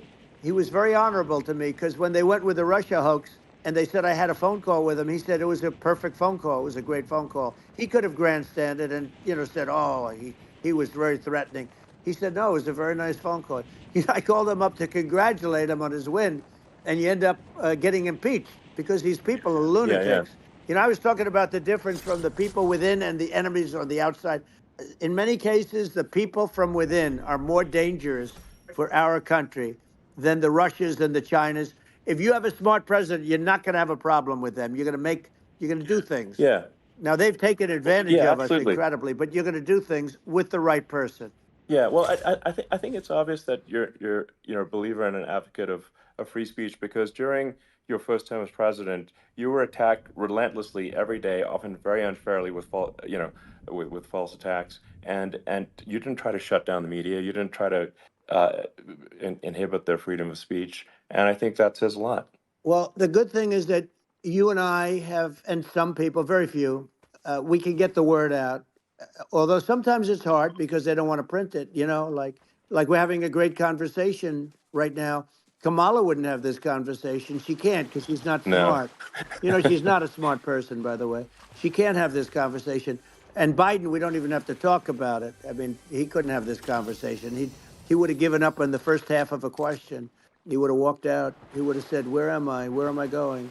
So anyway, but Yeah, no, he wouldn't have this. that's true. Not a lot of people would have this conversation, but we cover a lot of territory. But the beauty is that we can have a conversation, and Yes, you I'm can actually able have a to get it out conversation. without because I get I think treated this is a unfairly this by is a the really press. big point. You can actually have a conversation with you, Yeah, it's nice, isn't it? and you can't have a conversation with Biden or Kamala. It's like it's not possible. That's true. Um, It's so this is like talking to an NPC. no. So it's just Well, impossible. but think of it. We need a man or person who's unbelievably sharp in order to stop all the nuclear danger and all the dangers that I'm talking about. And I got along with all these. I got along with Kim Jong-un. We had dinner. We had everything. And he really liked me, and I got along with him really well. By the way, he's the absolute boss over there. A lot of people said, oh, do you think he will? That's for Let me sure. tell you, I saw things that you don't want to know about. He is the boss. But we had a good relationship. And he doesn't like Biden. He considers him a stupid man, he said. He's a stupid man. Well, at least he speaks his mind. But, in this country, you're not sort of allowed to say it, but I guess you are. You should be allowed to say it Yeah. if it's true. But we need smart people, and we need people that have an ability to lead. And she doesn't have that ability. Can you imagine? Now, Yeah. Chairman Xi very well. Can you imagine her and him negotiating or No, it's even silly. It would be standing silly. together? It is the whole concept Yeah. is ridiculous. She is terrible. She's terrible. But she's getting a free ride. I It saw a would. picture of her Yeah. Yeah. on Time Magazine today. She looks like the most beautiful actress ever to live. It was a drawing, and actually, Yeah. she looked very much like our great first lady, Melania. Didn't look. Yeah. She didn't look like Camilla. That's right. But of course, she's a beautiful woman. So we'll leave it at that, right? Yeah, well, maybe like I think part of what people in America want to, people in America want to feel excited and inspired about the future. They want to feel like the It's future true. is going to be better than the past, and that America is going to do things that are greater than we've done in the past, reach Right. new heights that make you proud to be an American and excited about the future. They want the And American I think dream this, back. They want the American dream back. More important than anything else. It's like you don't have that today because the people they've been just sucked. They see incompetent people running our. The Biden thing is very interesting. People just found him to be incompetent. And when I debated him, I was like, "Is this for real?" It was. yeah, it was just absurd. But I think there are like some grand projects that we could do. I mean, I think like we could build a base on the moon. We could send American astronauts to Mars. We Right. could build high speed Yep. connections that are more advanced than anything else in the world between our cities, so people have fast transport. It's possible to solve traffic with tunnels. That's right. We already made great progress in Vegas doing that, and and just do things that are exciting and inspiring and make the future feel like it's better than the past. Well, I saw what you Like, did in Vegas, and I'll tell you, it was amazing. I got to see. I took a big glimpse at it, and it's incredible. It's incredible, and you could do that all over. You could do that all over.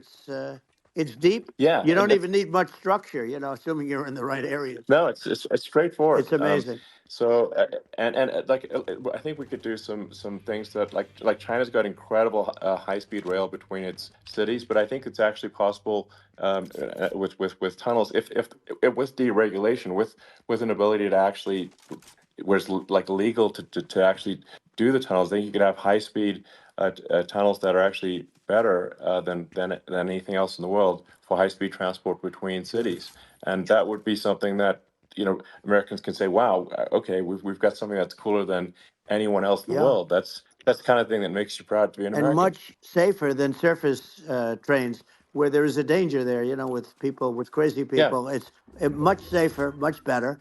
And, it's sad because I've seen some of the greatest trains. I find it fascinating. And I've seen the systems and how they work, and the bullet trains, they call them, I guess. And yeah, they go unbelievably fast, unbelievably comfortable with no problems. And we don't have anything like that in this country, not even close. And yeah. it doesn't make sense that we don't. Doesn't make sense. Yeah, and I think also like there's I'm kind of hopping on the excess regulation, but I think something that that I think people can generally understand is that what happens with laws and regulations is that there's more and more of them every year, and unless there's a process to clean them up, eventually everything becomes You're right. illegal, and that actually it slows down the development of new technologies. I mean, if you take the sort of like I think there's room for some reform at the FDA for Yeah. improving the speed with which we approve drugs that could help save lives and improve people's Yeah. lives. And I worked very hard and on that. that, We got that down yeah, to the lowest number ever, and we got therapeutics approved in the FDA that people can't even believe the speed. But I took them on. I don't think they like me too much, but I got things approved in the FDA at numbers that they wouldn't believe. And it's a very bureaucratic group. Actually, it's a fine group of people in many cases. I got to know a lot of them, but I was pushing them really hard for Regeneron, for so many different things that were really pretty amazing. But the FDA takes too long. It's 12 years to get a product approved. I got it down to 4, and I yeah. got some things done very quickly. But it's really something that is going to have to be worked on because it takes too long. Just takes too long. Yeah, it just takes too long, and it's you end up in the same with the approval, but it's just it takes years instead of something that I think could potentially take Yeah, months, that improves people's lives. I yeah, think I just wanted to sort of hop on this point that like there has to be an active process for reducing rules and regulations, because otherwise they just keep building up every year, and yep, you get like hardening of the arteries, and eventually everything's illegal or takes forever, and then we just ossify as a society. We can't make any yeah. progress, and it's a really big Well, deal. Elon, just So getting back to the FDA for 1 second, I got something done called Right to Try. This is where you can go in and if you're terminally ill, you can use a space age, medicine or whatever it may be. We have the best doctors, the best labs in the world. We really do. But people would go to other countries because you couldn't use the product, even if they thought it worked, because it's going through the FDA. I got it approved yeah, where you can, yeah, you basically, look, nobody wanted, the doctors didn't want it because of the liability. The country didn't want it, our country, because they didn't want to get sued. These are people terminally ill. The insurance companies didn't want it, and the pharmaceutical companies, nobody wanted it. I got everybody into a room, and we came up with an agreement that you won't get sued. And also, they didn't want it on their record. If somebody's terminally ill and they die after taking a drug, they didn't want that on their record. So we set a separate list if somebody was, so it wouldn't count as a negative. yeah, Okay. And as you know, we got it yeah, done. We have saved Right to Try. They've been trying to get this done for 58 yeah. years, and it sounds simple, but it wasn't because the insurance companies, nobody wanted it, but we got it done. Sure. You sign a document that you're not going to sue the insurance companies, the country, you're not going to sue anybody. And we got it done, and we're saving tens of thousands of lives. Right to Try. Hopefully you never need it, but if you Yeah. do, you don't have to travel to Asia. People, Right. if they had money, they go to Yeah. Asia, they Sure. go to Europe. If they don't have money, they go home and die. That's what happened. They'd go home and Yeah. die. Well, I mean, and actually, to give Europe some props here, it's like if a drug is approved in Europe, which has a crazy amount of regulations, it should obviously be approved in the U.S. Yeah. I mean, they get more regulations than we do. So why would a drug be approved in Europe and not in the U.S.? That's crazy. Well, we did it. We did something that really, they've been trying to do it for 50 years, and they just couldn't get it done, and I got it done. And it's really something. But you're right. Some people go to Europe because a drug isn't approved here, but it's approved in Europe, and it's a drug that, generally speaking, would Yeah, work. It's pretty crazy. So you're absolutely. right. And I think so, as long as people are properly informed of the pros and cons, and like these are the risks, these are this is the risk, and like you make your own decision. Yeah. That makes sense. Well, I think just, you know, So in sort of closing up, and by the way, I'm looking at the numbers. You got a lot of people listening. I hope you don't get yeah, nervous because you got a lot of people listening to you right now, like 60 million or something. What is that number? It's crazy. It's amazing how you can see that right away. How many? What is the number? Wow. What is it? well, Wow. I think in Wow, terms of people that that's bigger than you said. You said 25 and you're much more than double that number, 25 million. I think you're going to be 60 or 70. And I guess over a period of time. Hey, I congratulate you. Do I get paid for this or not? well, I think actually in terms of the number of people that will hear this conversation over the next few days to Right. weeks, it's going to be hundreds That's of what they millions. say. Yeah, that's good. Well, look, it's an Yeah. honor. I just asked this: are you better off now, or were you better off when I was president? Nobody's better off now. People, we put out polls on that, and nobody's better off now. Inflation has killed it, and they also feel very unsafe. You look at what's going on with a lot of different things. You look at the riots we had at the Yeah. colleges over. I mean, it's ridiculous, but Right. all of the riots, they just feel unsafe. And now they really feel unsafe because you have a new form of crime. It's called migrant crime. I call it Biden Well, migrant yeah. crime. Maybe I'll call it Well, Kamala migrant crime.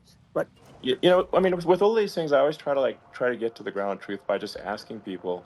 And my mom lives in New York, and I was like, Mom, do have any of your friends, been attacked or assaulted? And she said, yeah, 3 of her friends in 3 separate crazy. incidents were assaulted just in recent months, just walking around the streets of New York. And I said, well, what happened to the people that assaulted them? Oh, nothing. They got away. Like, and they just know They that always get away. nothing's gonna, and they don't even bother reporting it because they know that they're not gonna, people are not gonna get prosecuted. They just let violent criminals out in New York. The only one that gets zero bail. prosecuted is Donald Trump. They prosecute Trump. Yeah, I mean it's just obviously messed up. Oh, it's terrible. If violent criminals are being getting off scot-free, and meanwhile the New York spending massive resources prosecuting you, and it's like what's this? And I think the sort of sensible public looks at this and said, what the heck's going on here? This is obviously abuse of the legal system. The legal system is supposed to be protecting the public Right. from violent criminals. And it should be obviously allowing the public to make their own decision about who should be president, as opposed to, some, legal case. Once they start this precedent, because this can go on with the next one. I mean, this is a very bad precedent what they're doing in terms of, going after their political opponent. And that's all it is. It's going after their political opponent. And then you get a judge who's, a strong Democrat. And I'm being nice when I say that. In many cases, crooked as hell. But you get a judge and you go into an area where a Republican gets 3 or 4% of the vote, and you'll have a jury pool with people that hate Republicans or hate. Also be the other way though, Of course. because it could start the other way in areas where they hate Democrats, Exactly. and you get into a Pandora's box. It's a very dangerous thing for this country, and a very dangerous thing even for the state. New York City is losing. New York Absolutely. City and state lose a lot of business over what they did to me, because these people say, we don't want that to happen to us. That's no justice system. You have an unfair system of Yes. justice, and it's costing New York State a tremendous amount of money. People are leaving and companies are leaving, and they won't come back. So, all of that stuff is important. But the economy now is the big thing, and we can turn that economy up so fast, and people are going to be back again. We're going to get rid of inflation. I think there's a lot of opportunity. Right. Absolutely. Absolutely. So And I just I, want th- to I I want to think congratulate you. You've done an amazing job. You have definitely got a fertile mind. You know, we can talk. You and I can talk about well, rockets see, and it's kind of you to say thank you. tunnels. We can talk about tunnels and rockets and electric cars. So many things. And now you're into the AI, and that's going to be another beauty, I'll say. So Yeah. it's an amazing thing you've done, Elon. It's an amazing thing, and I Well, congratulate you. I mean, thank you. And well, I mean, I just say here, here's to an exciting, inspiring future that people can look forward to and be optimistic and excited about what happens next. And that's the kind of future that I think you will bring as president, and that's why I endorse you. Well, I appreciate that. That endorsement meant a lot to me. Not all endorsements mean that much, to be honest. Your endorsement meant a lot. And, we have a phrase, make America great again. It's pretty simple, but it really says that we want to make America great again. And we can do it. We can do it now. But if we were going to suffer another 4 years like we suffered for the last 4 years, I'm not sure the country can ever come back. That's how bad it is. It's so bad. We have to do a lot I of think that's a things. very real Yeah, risk. it's a big That's a risk. very real risk. Yeah. And it's, I'd just like to note to people listening, like I've not been very political before, and if you look at my record, I've actually been. I'm not like some they try to paint me as like a far right guy, which is absurd because I'm like making electric vehicles and solar and batteries, helping with the environment, and I actually I supported Obama. I stood in line for 6 hours to shake Obama's hand when he was running for president, and so it's not like I'm like some sort of dyed-in-the-wool long-term Republican. I'd call myself, historically a moderate Democrat, but now I feel like we're See you, really at Mr. a Wonderful. critical Thanks for juncture stopping for the by, man. country, and I think a lot of people thought the Biden administration would be a moderate administration, but it's not, and obviously we're just going to see an even further left administration with Kamala. That's my honest opinion. I mean, her dad is literally. I mean, she was brought up as an actual. Her dad is a Marxist economist. You can Google it. I mean, it's not a. We're not making this up. That's how she was brought up. So, and we want to have a future that is prosperous, and I think we're just at this critical juncture, and I think this is a case of the America is going to at a fork in the road, and True. I think it will take if the path like you are the path to prosperity, and I think Kamala is the opposite. Then that's my honest opinion. I'm gonna get attacked like crazy, and I've also experienced quite a bit of lawfare myself, but I'm just trying to tell people my honest opinion, and I haven't been really active in politics before, and I'm just trying to point out that my track record historically has been moderate, if not moderate, slightly left.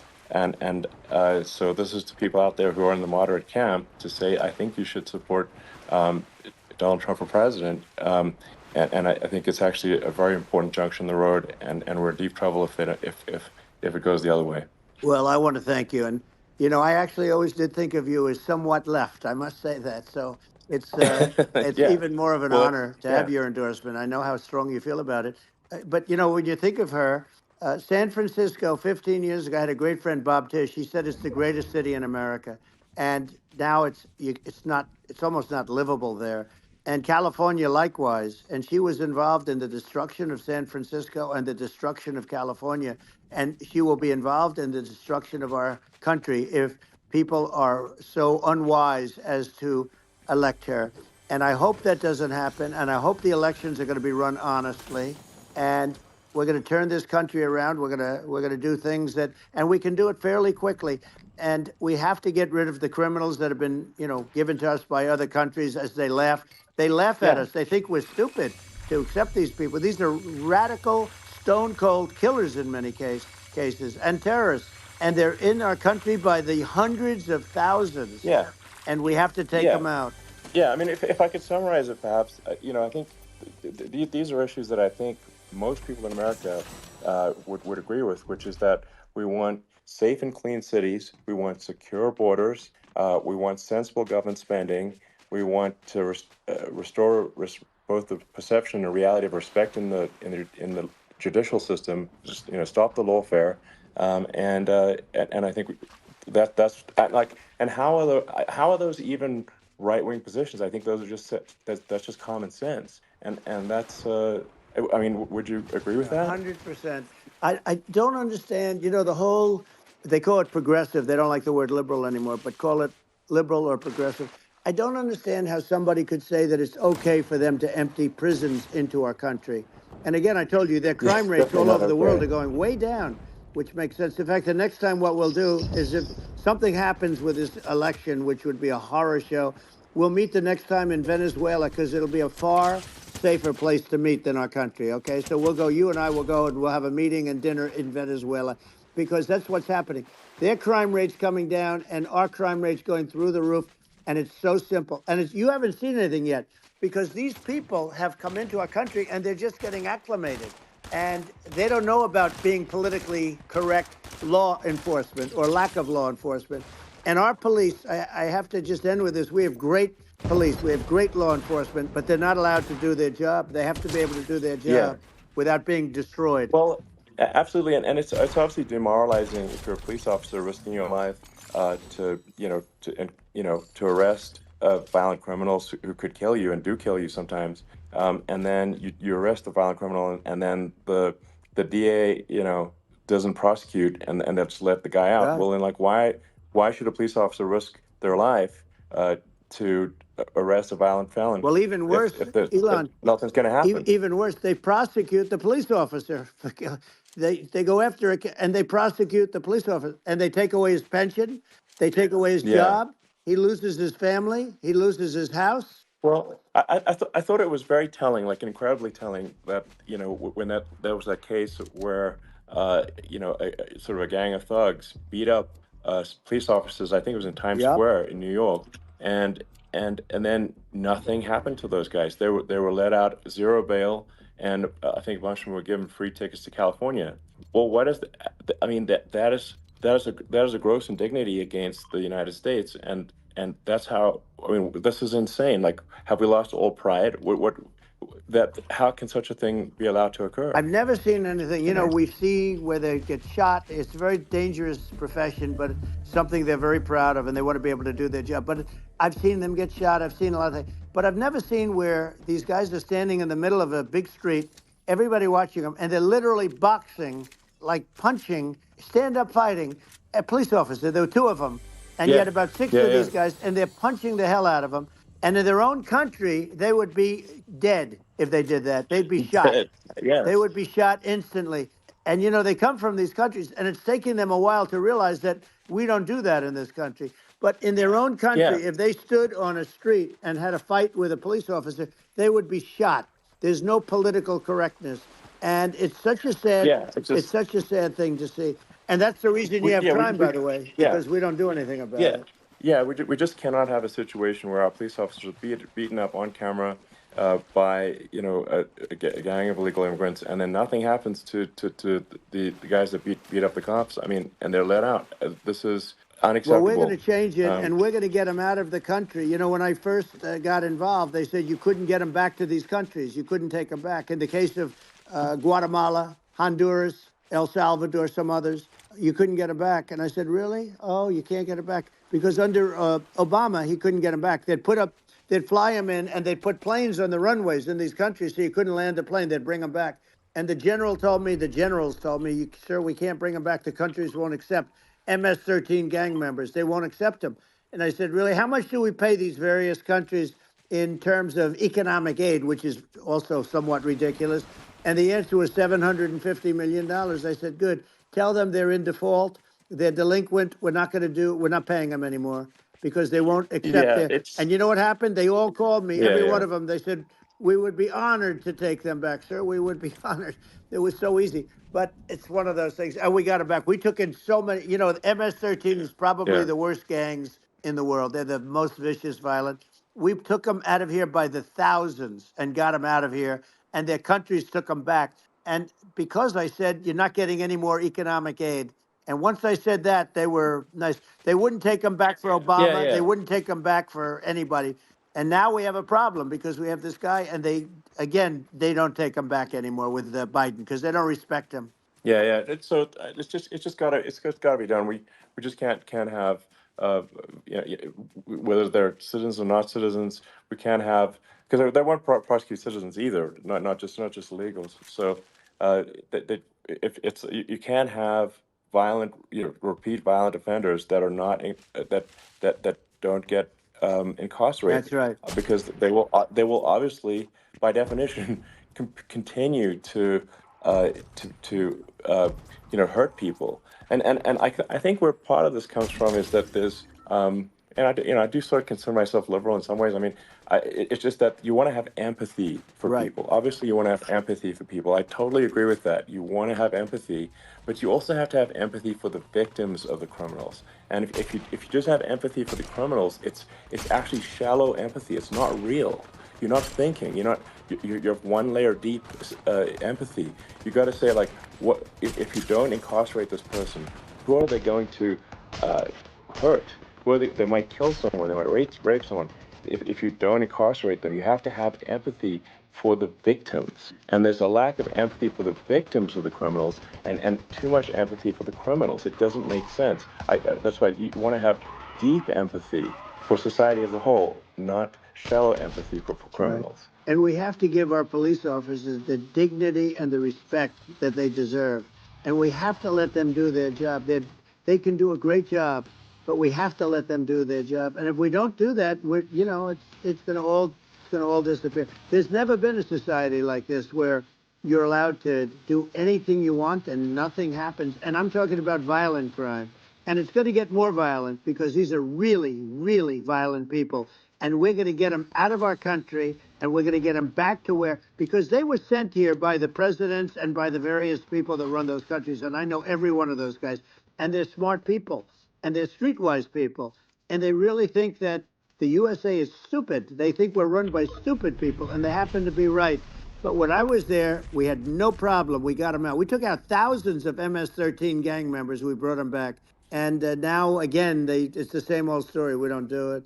And they actually gave them a big increase in aid. They raised it up to billions of dollars, and they get nothing for it. So, I hope everybody's going to vote for Trump, and we're going to get this country straight. Yeah. And I didn't need this. I'm like you. I didn't need this. I had a very nice life. I didn't need to go through court systems and go through all the other stuff and run at the same time. I have to run. I have to go through fake trials with, in some cases, corrupt judges, totally corrupt judges. I didn't need it. I had a nice life. I have great locations. I have beautiful oceans that I have places. But I felt it was important. And if I had to do it over again, you probably think I'm crazy for doing it, actually. But if I had to do it over again, I would have done it over again, because this is so much more important than me or my life. We're going to save this country. This country is going down. And these people are bad people that we're running against, and they're liars. They make statements. They do things that are so bad. They say they're going to make a strong border. They say they've been great on the border, and they've been the worst in history. They say they're going to stop crime. Like, the facts speak for themselves. It's so incredible. Speak for themselves. Like it's got to the point where people just don't even bother reporting crime in a lot of cities because they know nothing is going to happen. That's what I hear anecdotally from people all the time. So it's just my values. I'm just saying to people out there, like the things I think are important for the future is, like, we've got to have safe cities, we've got to have secure borders, we've got to have sensible spending, and we've got to have deregulation, and so we can have a prosperous future. And then we want to have some exciting sort of moonshot projects that people can get fired up about, and that's the future I'm looking for. And I'm pro environment, but I'm not against. I'm not like, I don't think we should vilify the oil and gas industry, because they're keeping civilization going right now. And but I do think we want to move at a reasonable speed towards a sustainable energy economy. Those are my values, and I think and so I mean that's why I'm supporting you for president. Well, I appreciate it. We're going to give incentive to companies to come into our country, not to leave our country. We're going to be giving tremendous incentives. We want companies to build here, not to build in other locations. And we want to create jobs. And again, it's about the American dream. You don't hear about the American dream anymore, Elon. You don't hear. You're the American dream in the truest sense. but you don't hear about the American dream anymore, and you're going to hear about it. People, they need that incentive to go out Yeah. and do it. And they're going to love their lives. I mean, they're going to look forward to getting up in the morning and going to a job that they love, not a job that they can't stand, or not any job at all where they have no money, where they Yeah. literally have no money. And then they end up with violence and lots of other problems. No, we're Yeah. going to do some great things. And I learned a lot in the first. We had a great economy and all of that. We rebuilt the military. We did so much, but I also learned the best people. I learned the good people, the smart people, the dumb people, the people that can do things. The people, you learn. When I first came in, I tell people I was in Washington D.C. only 17 times, according to the fake news media. I was in 17 times. I never stayed over. And you don't know people. You rely on other people to give you names, and then you realize the people you relied on weren't so good. Now, we had great people, but we also had some where I wouldn't have, used them had I known. Now I Yeah. know everybody, and I think we're going to really turn things around fast. We have no choice, otherwise we're not going to have a country. And I really appreciate this. To me, it's been a lot of fun being with you. You're an amazing guy. You've done an incredible job and a great inspiration to people. A great inspiration, and I hope you keep going and just continue to do well. And we're going to have a big election coming up, and I think November 5th will be the most important day in the history of our country. I think that election will be the most important election, and I think it'll end up being maybe the most important day in the history of our country, because if Yeah. we don't win, I just feel so sorry for everybody. No, I think we're at a fork in the road of destiny of civilization, and I think we need to take the right path, and I think you're the right path. So I think that's what it comes down to. Thank you very much, Elon. It's a great honor, and we'll do it again sometime. And it's been really fun, and I hope you got a lot of viewers. I hear you got a lot, but I hope you Sure. got Yeah. I know you got a lot of them. So I appreciate it. I'll see you soon. All right. Sounds good. Thank you. Thank you, Elon. Thank you very much. Bye.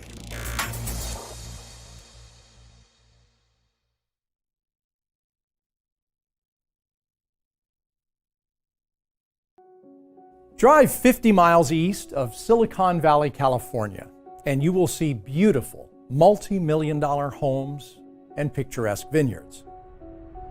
Then suddenly, almost out of nowhere, you'll encounter a 7,000-acre facility that's protected by a vast array of motion sensors and night vision cameras that will track your every movement.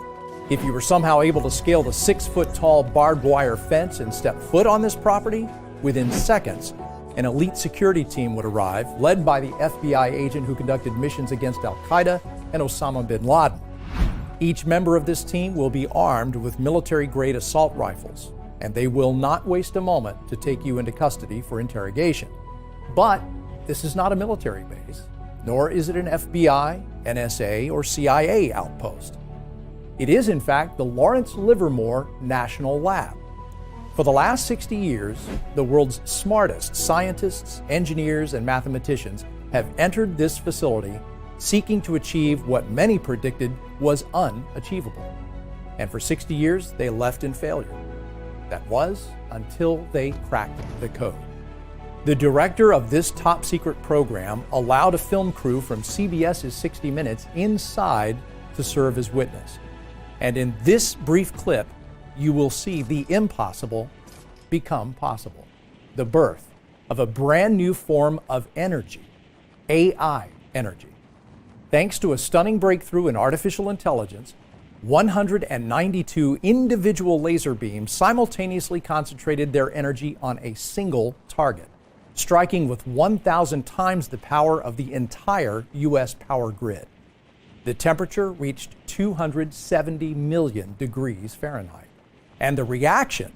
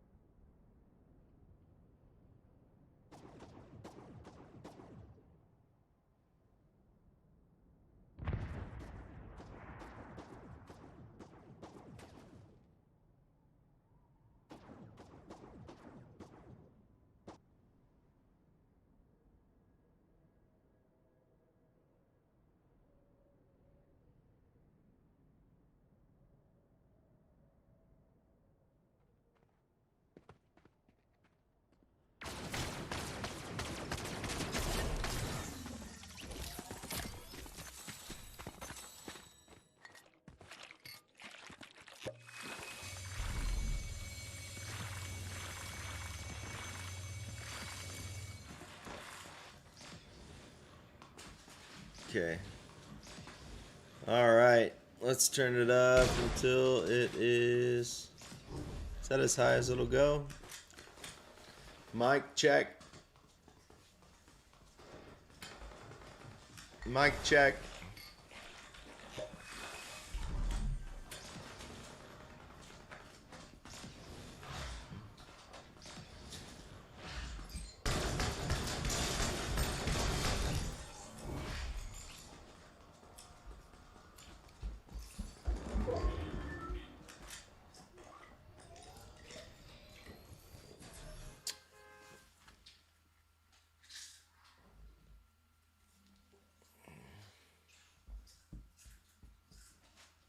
Okay.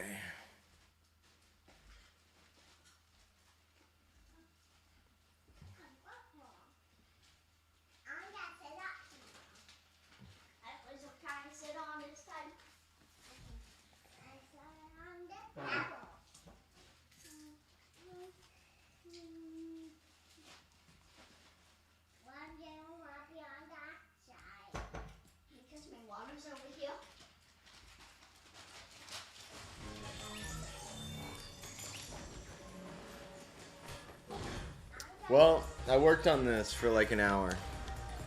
And I think, I don't know, maybe it has a dead battery. It would be awesome if it worked. I tried to reset the power, that didn't work. But I do want to use this moment to say how much I hate the little USB cables. I don't know if you can see it. But the ones with the clips that wear out, they're like micro USB or something. I don't know, the ones that look like that with the little clips. The new, I can't believe the MV7 uses that. Sure did it to save money. It'll be the biggest reason I upgraded the MV7 Plus, because that's the worst cable in the world. And it connects in here, and I can't tell if it's connected or not, because half the time you have to like bend it weird. Remember those old cell phones you'd have with these things? Horrible. I hate them. USB-C, massive improvement. Dad, What's that, Molly? why do you only have one video? I'm gonna go try to land on this.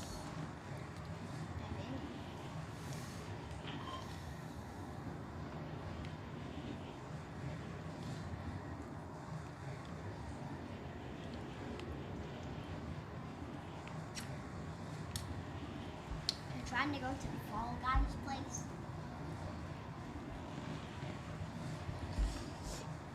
I'm gonna see if I can. I have auto gain on this mic, the MV7 mic, and it's really hard to mix it in because you want to max out your volume in Streamlabs. Stream whatever this one is, they're all the same to me. Let's try manual gain.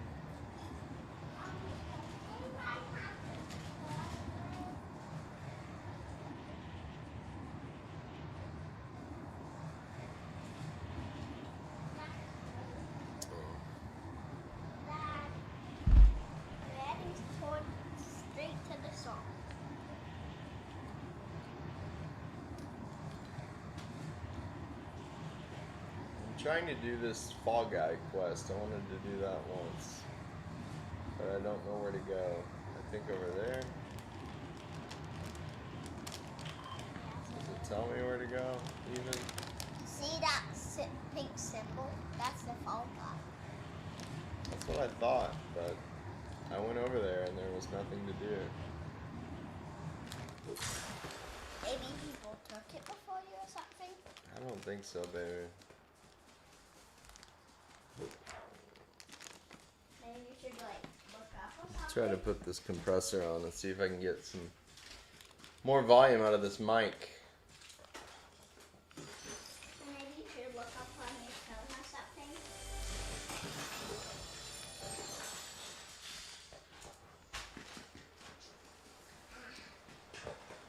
So that's light compression, medium compression, heavy compression. Let's see if I can make it louder. Try.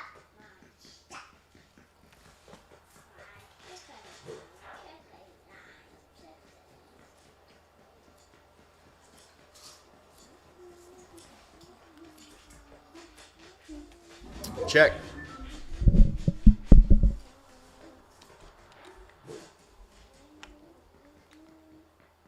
What's that? Or maybe that's the Fall Guys place? Now maybe that's the Fall Guys place? Up there. Yeah, it's up there, but I don't know how to get up there. Maybe this is it. Oh, yeah.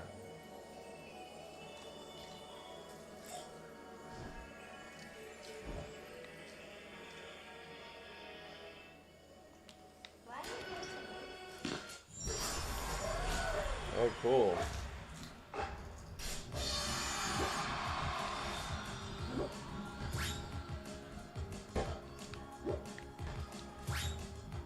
That it looks fun. Yeah, we want to go on that. You want to play this game? Yeah, that was cool. That was fun. That looks fun.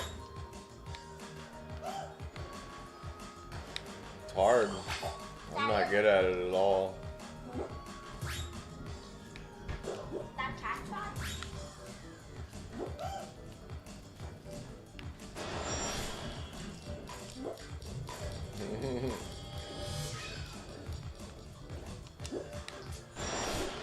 Oh, I got more time.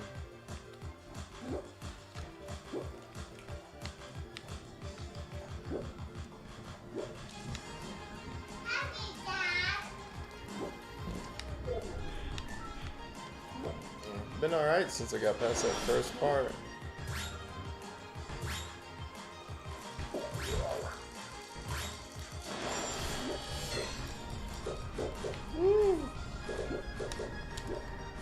Dad, just don't lose.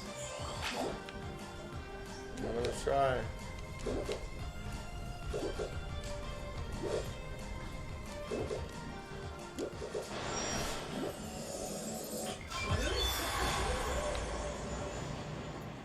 I did it.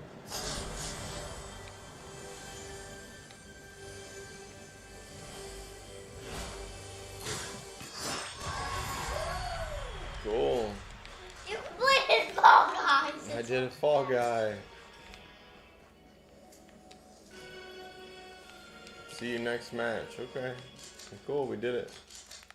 You want to play Zelda after this one? Yeah. Okay. I don't think this motive has anything to do. I don't think the presets are having anything to do with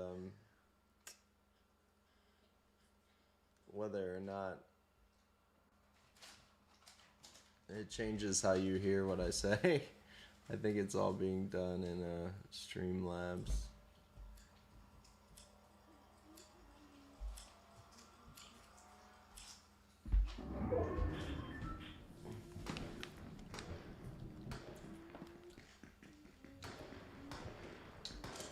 Oh, that's not true.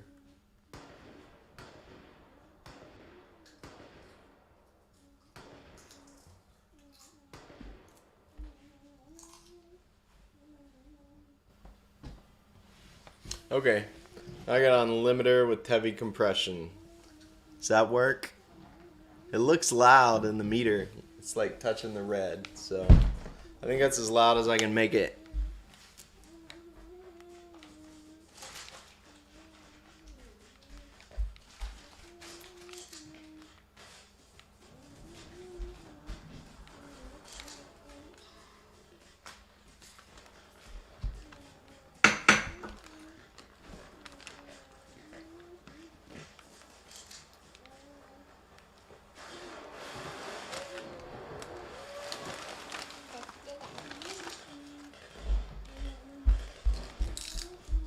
It's almost too loud, isn't it?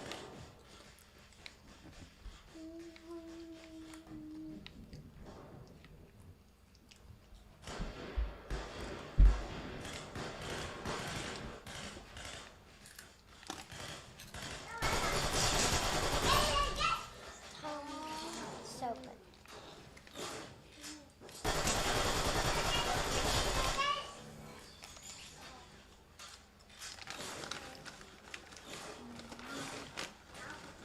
that sounds good. The game could probably be louder. This actually works pretty good, Molly. Just put it in the floor and it seems to be about the right loudness.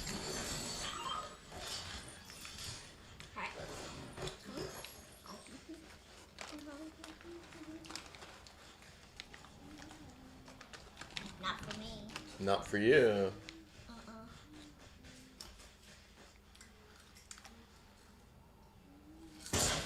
Ah!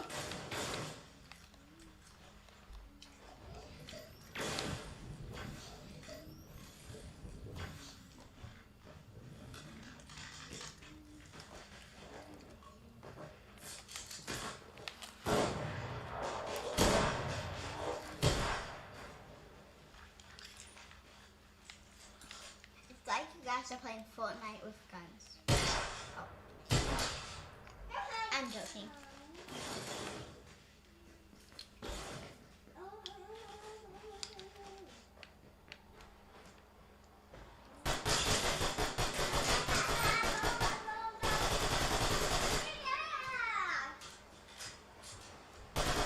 Spray and pray. Spray and pray. We got him.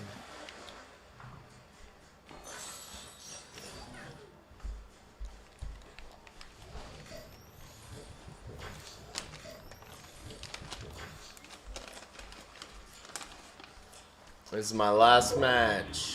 Last match before Zelda. If you want to watch Zelda, me and Molly are going to try to beat the Fire Temple.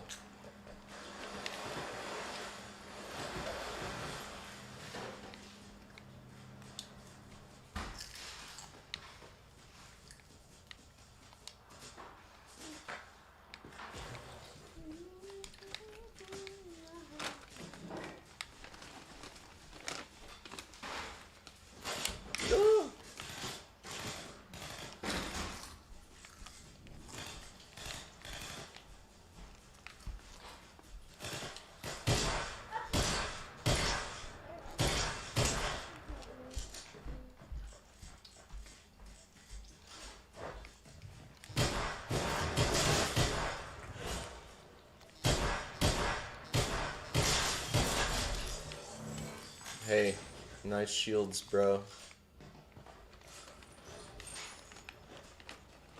I would never say something that mean in real life, but when it's an anonymous person in a video game, I will say it.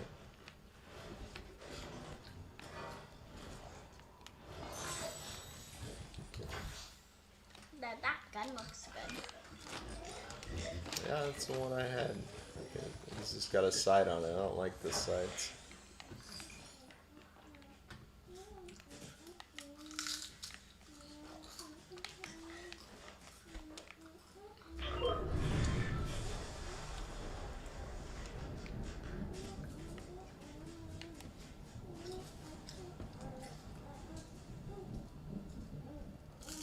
Hey man, Mr. Wonderful, that's fine, dude. We're just playing games. I feel like secondhand guilt for playing games. I always feel like I should be doing something more constructive, but got my money's worth out of this battle pass. We got to level 100. Me and Molly are gonna complete the Fire Temple. We start it, we gotta finish it. We gotta finish what we start, right, Molly? Yeah. Okay. You have to, else you want gonna, yeah.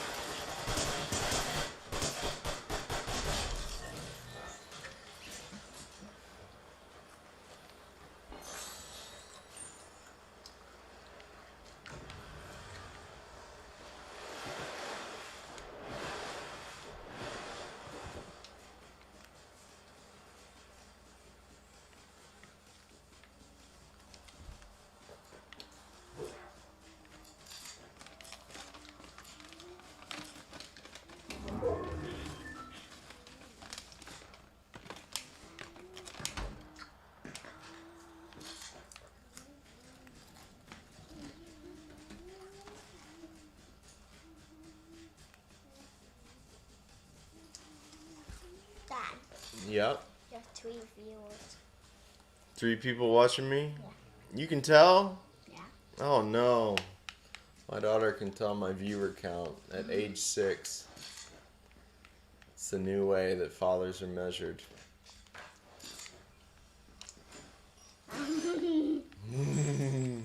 It literally says 3 viewers. You see it, 3 viewers. Yeah, and it also says, and it also has an eye right there. So it's like people watch.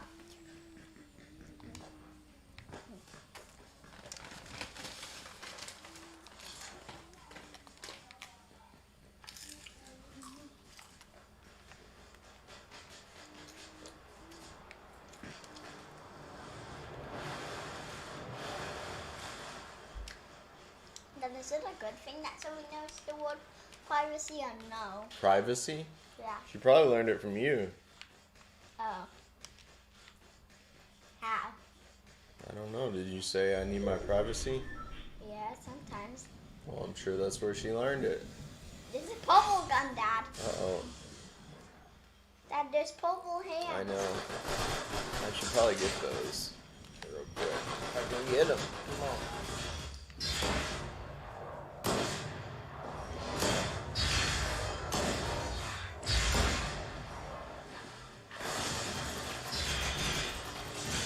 Dad, you guys both have hands.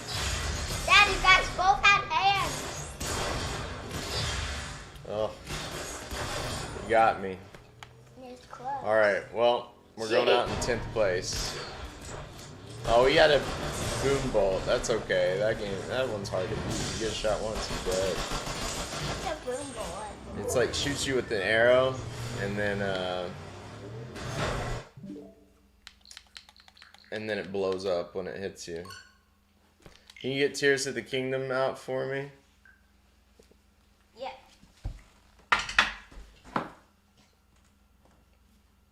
It was close.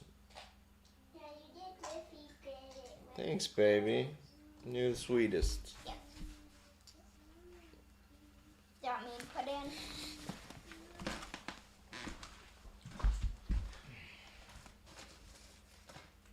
Dad, can I sit somewhere? Yeah. Everybody plays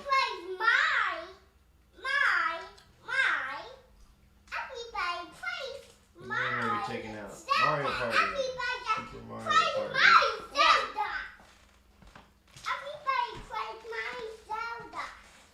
Everyone plays my Zelda.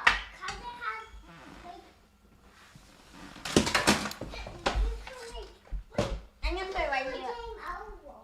Alright, guys, we're going to start this new stream up for Zelda. So, God bless you. I love you. Bye. Everybody that plays my. Come on, talk to him here so they can see you. You're making all that noise. She's the one that's making the noise. She is. I love you. I actually was there the whole time. Okay.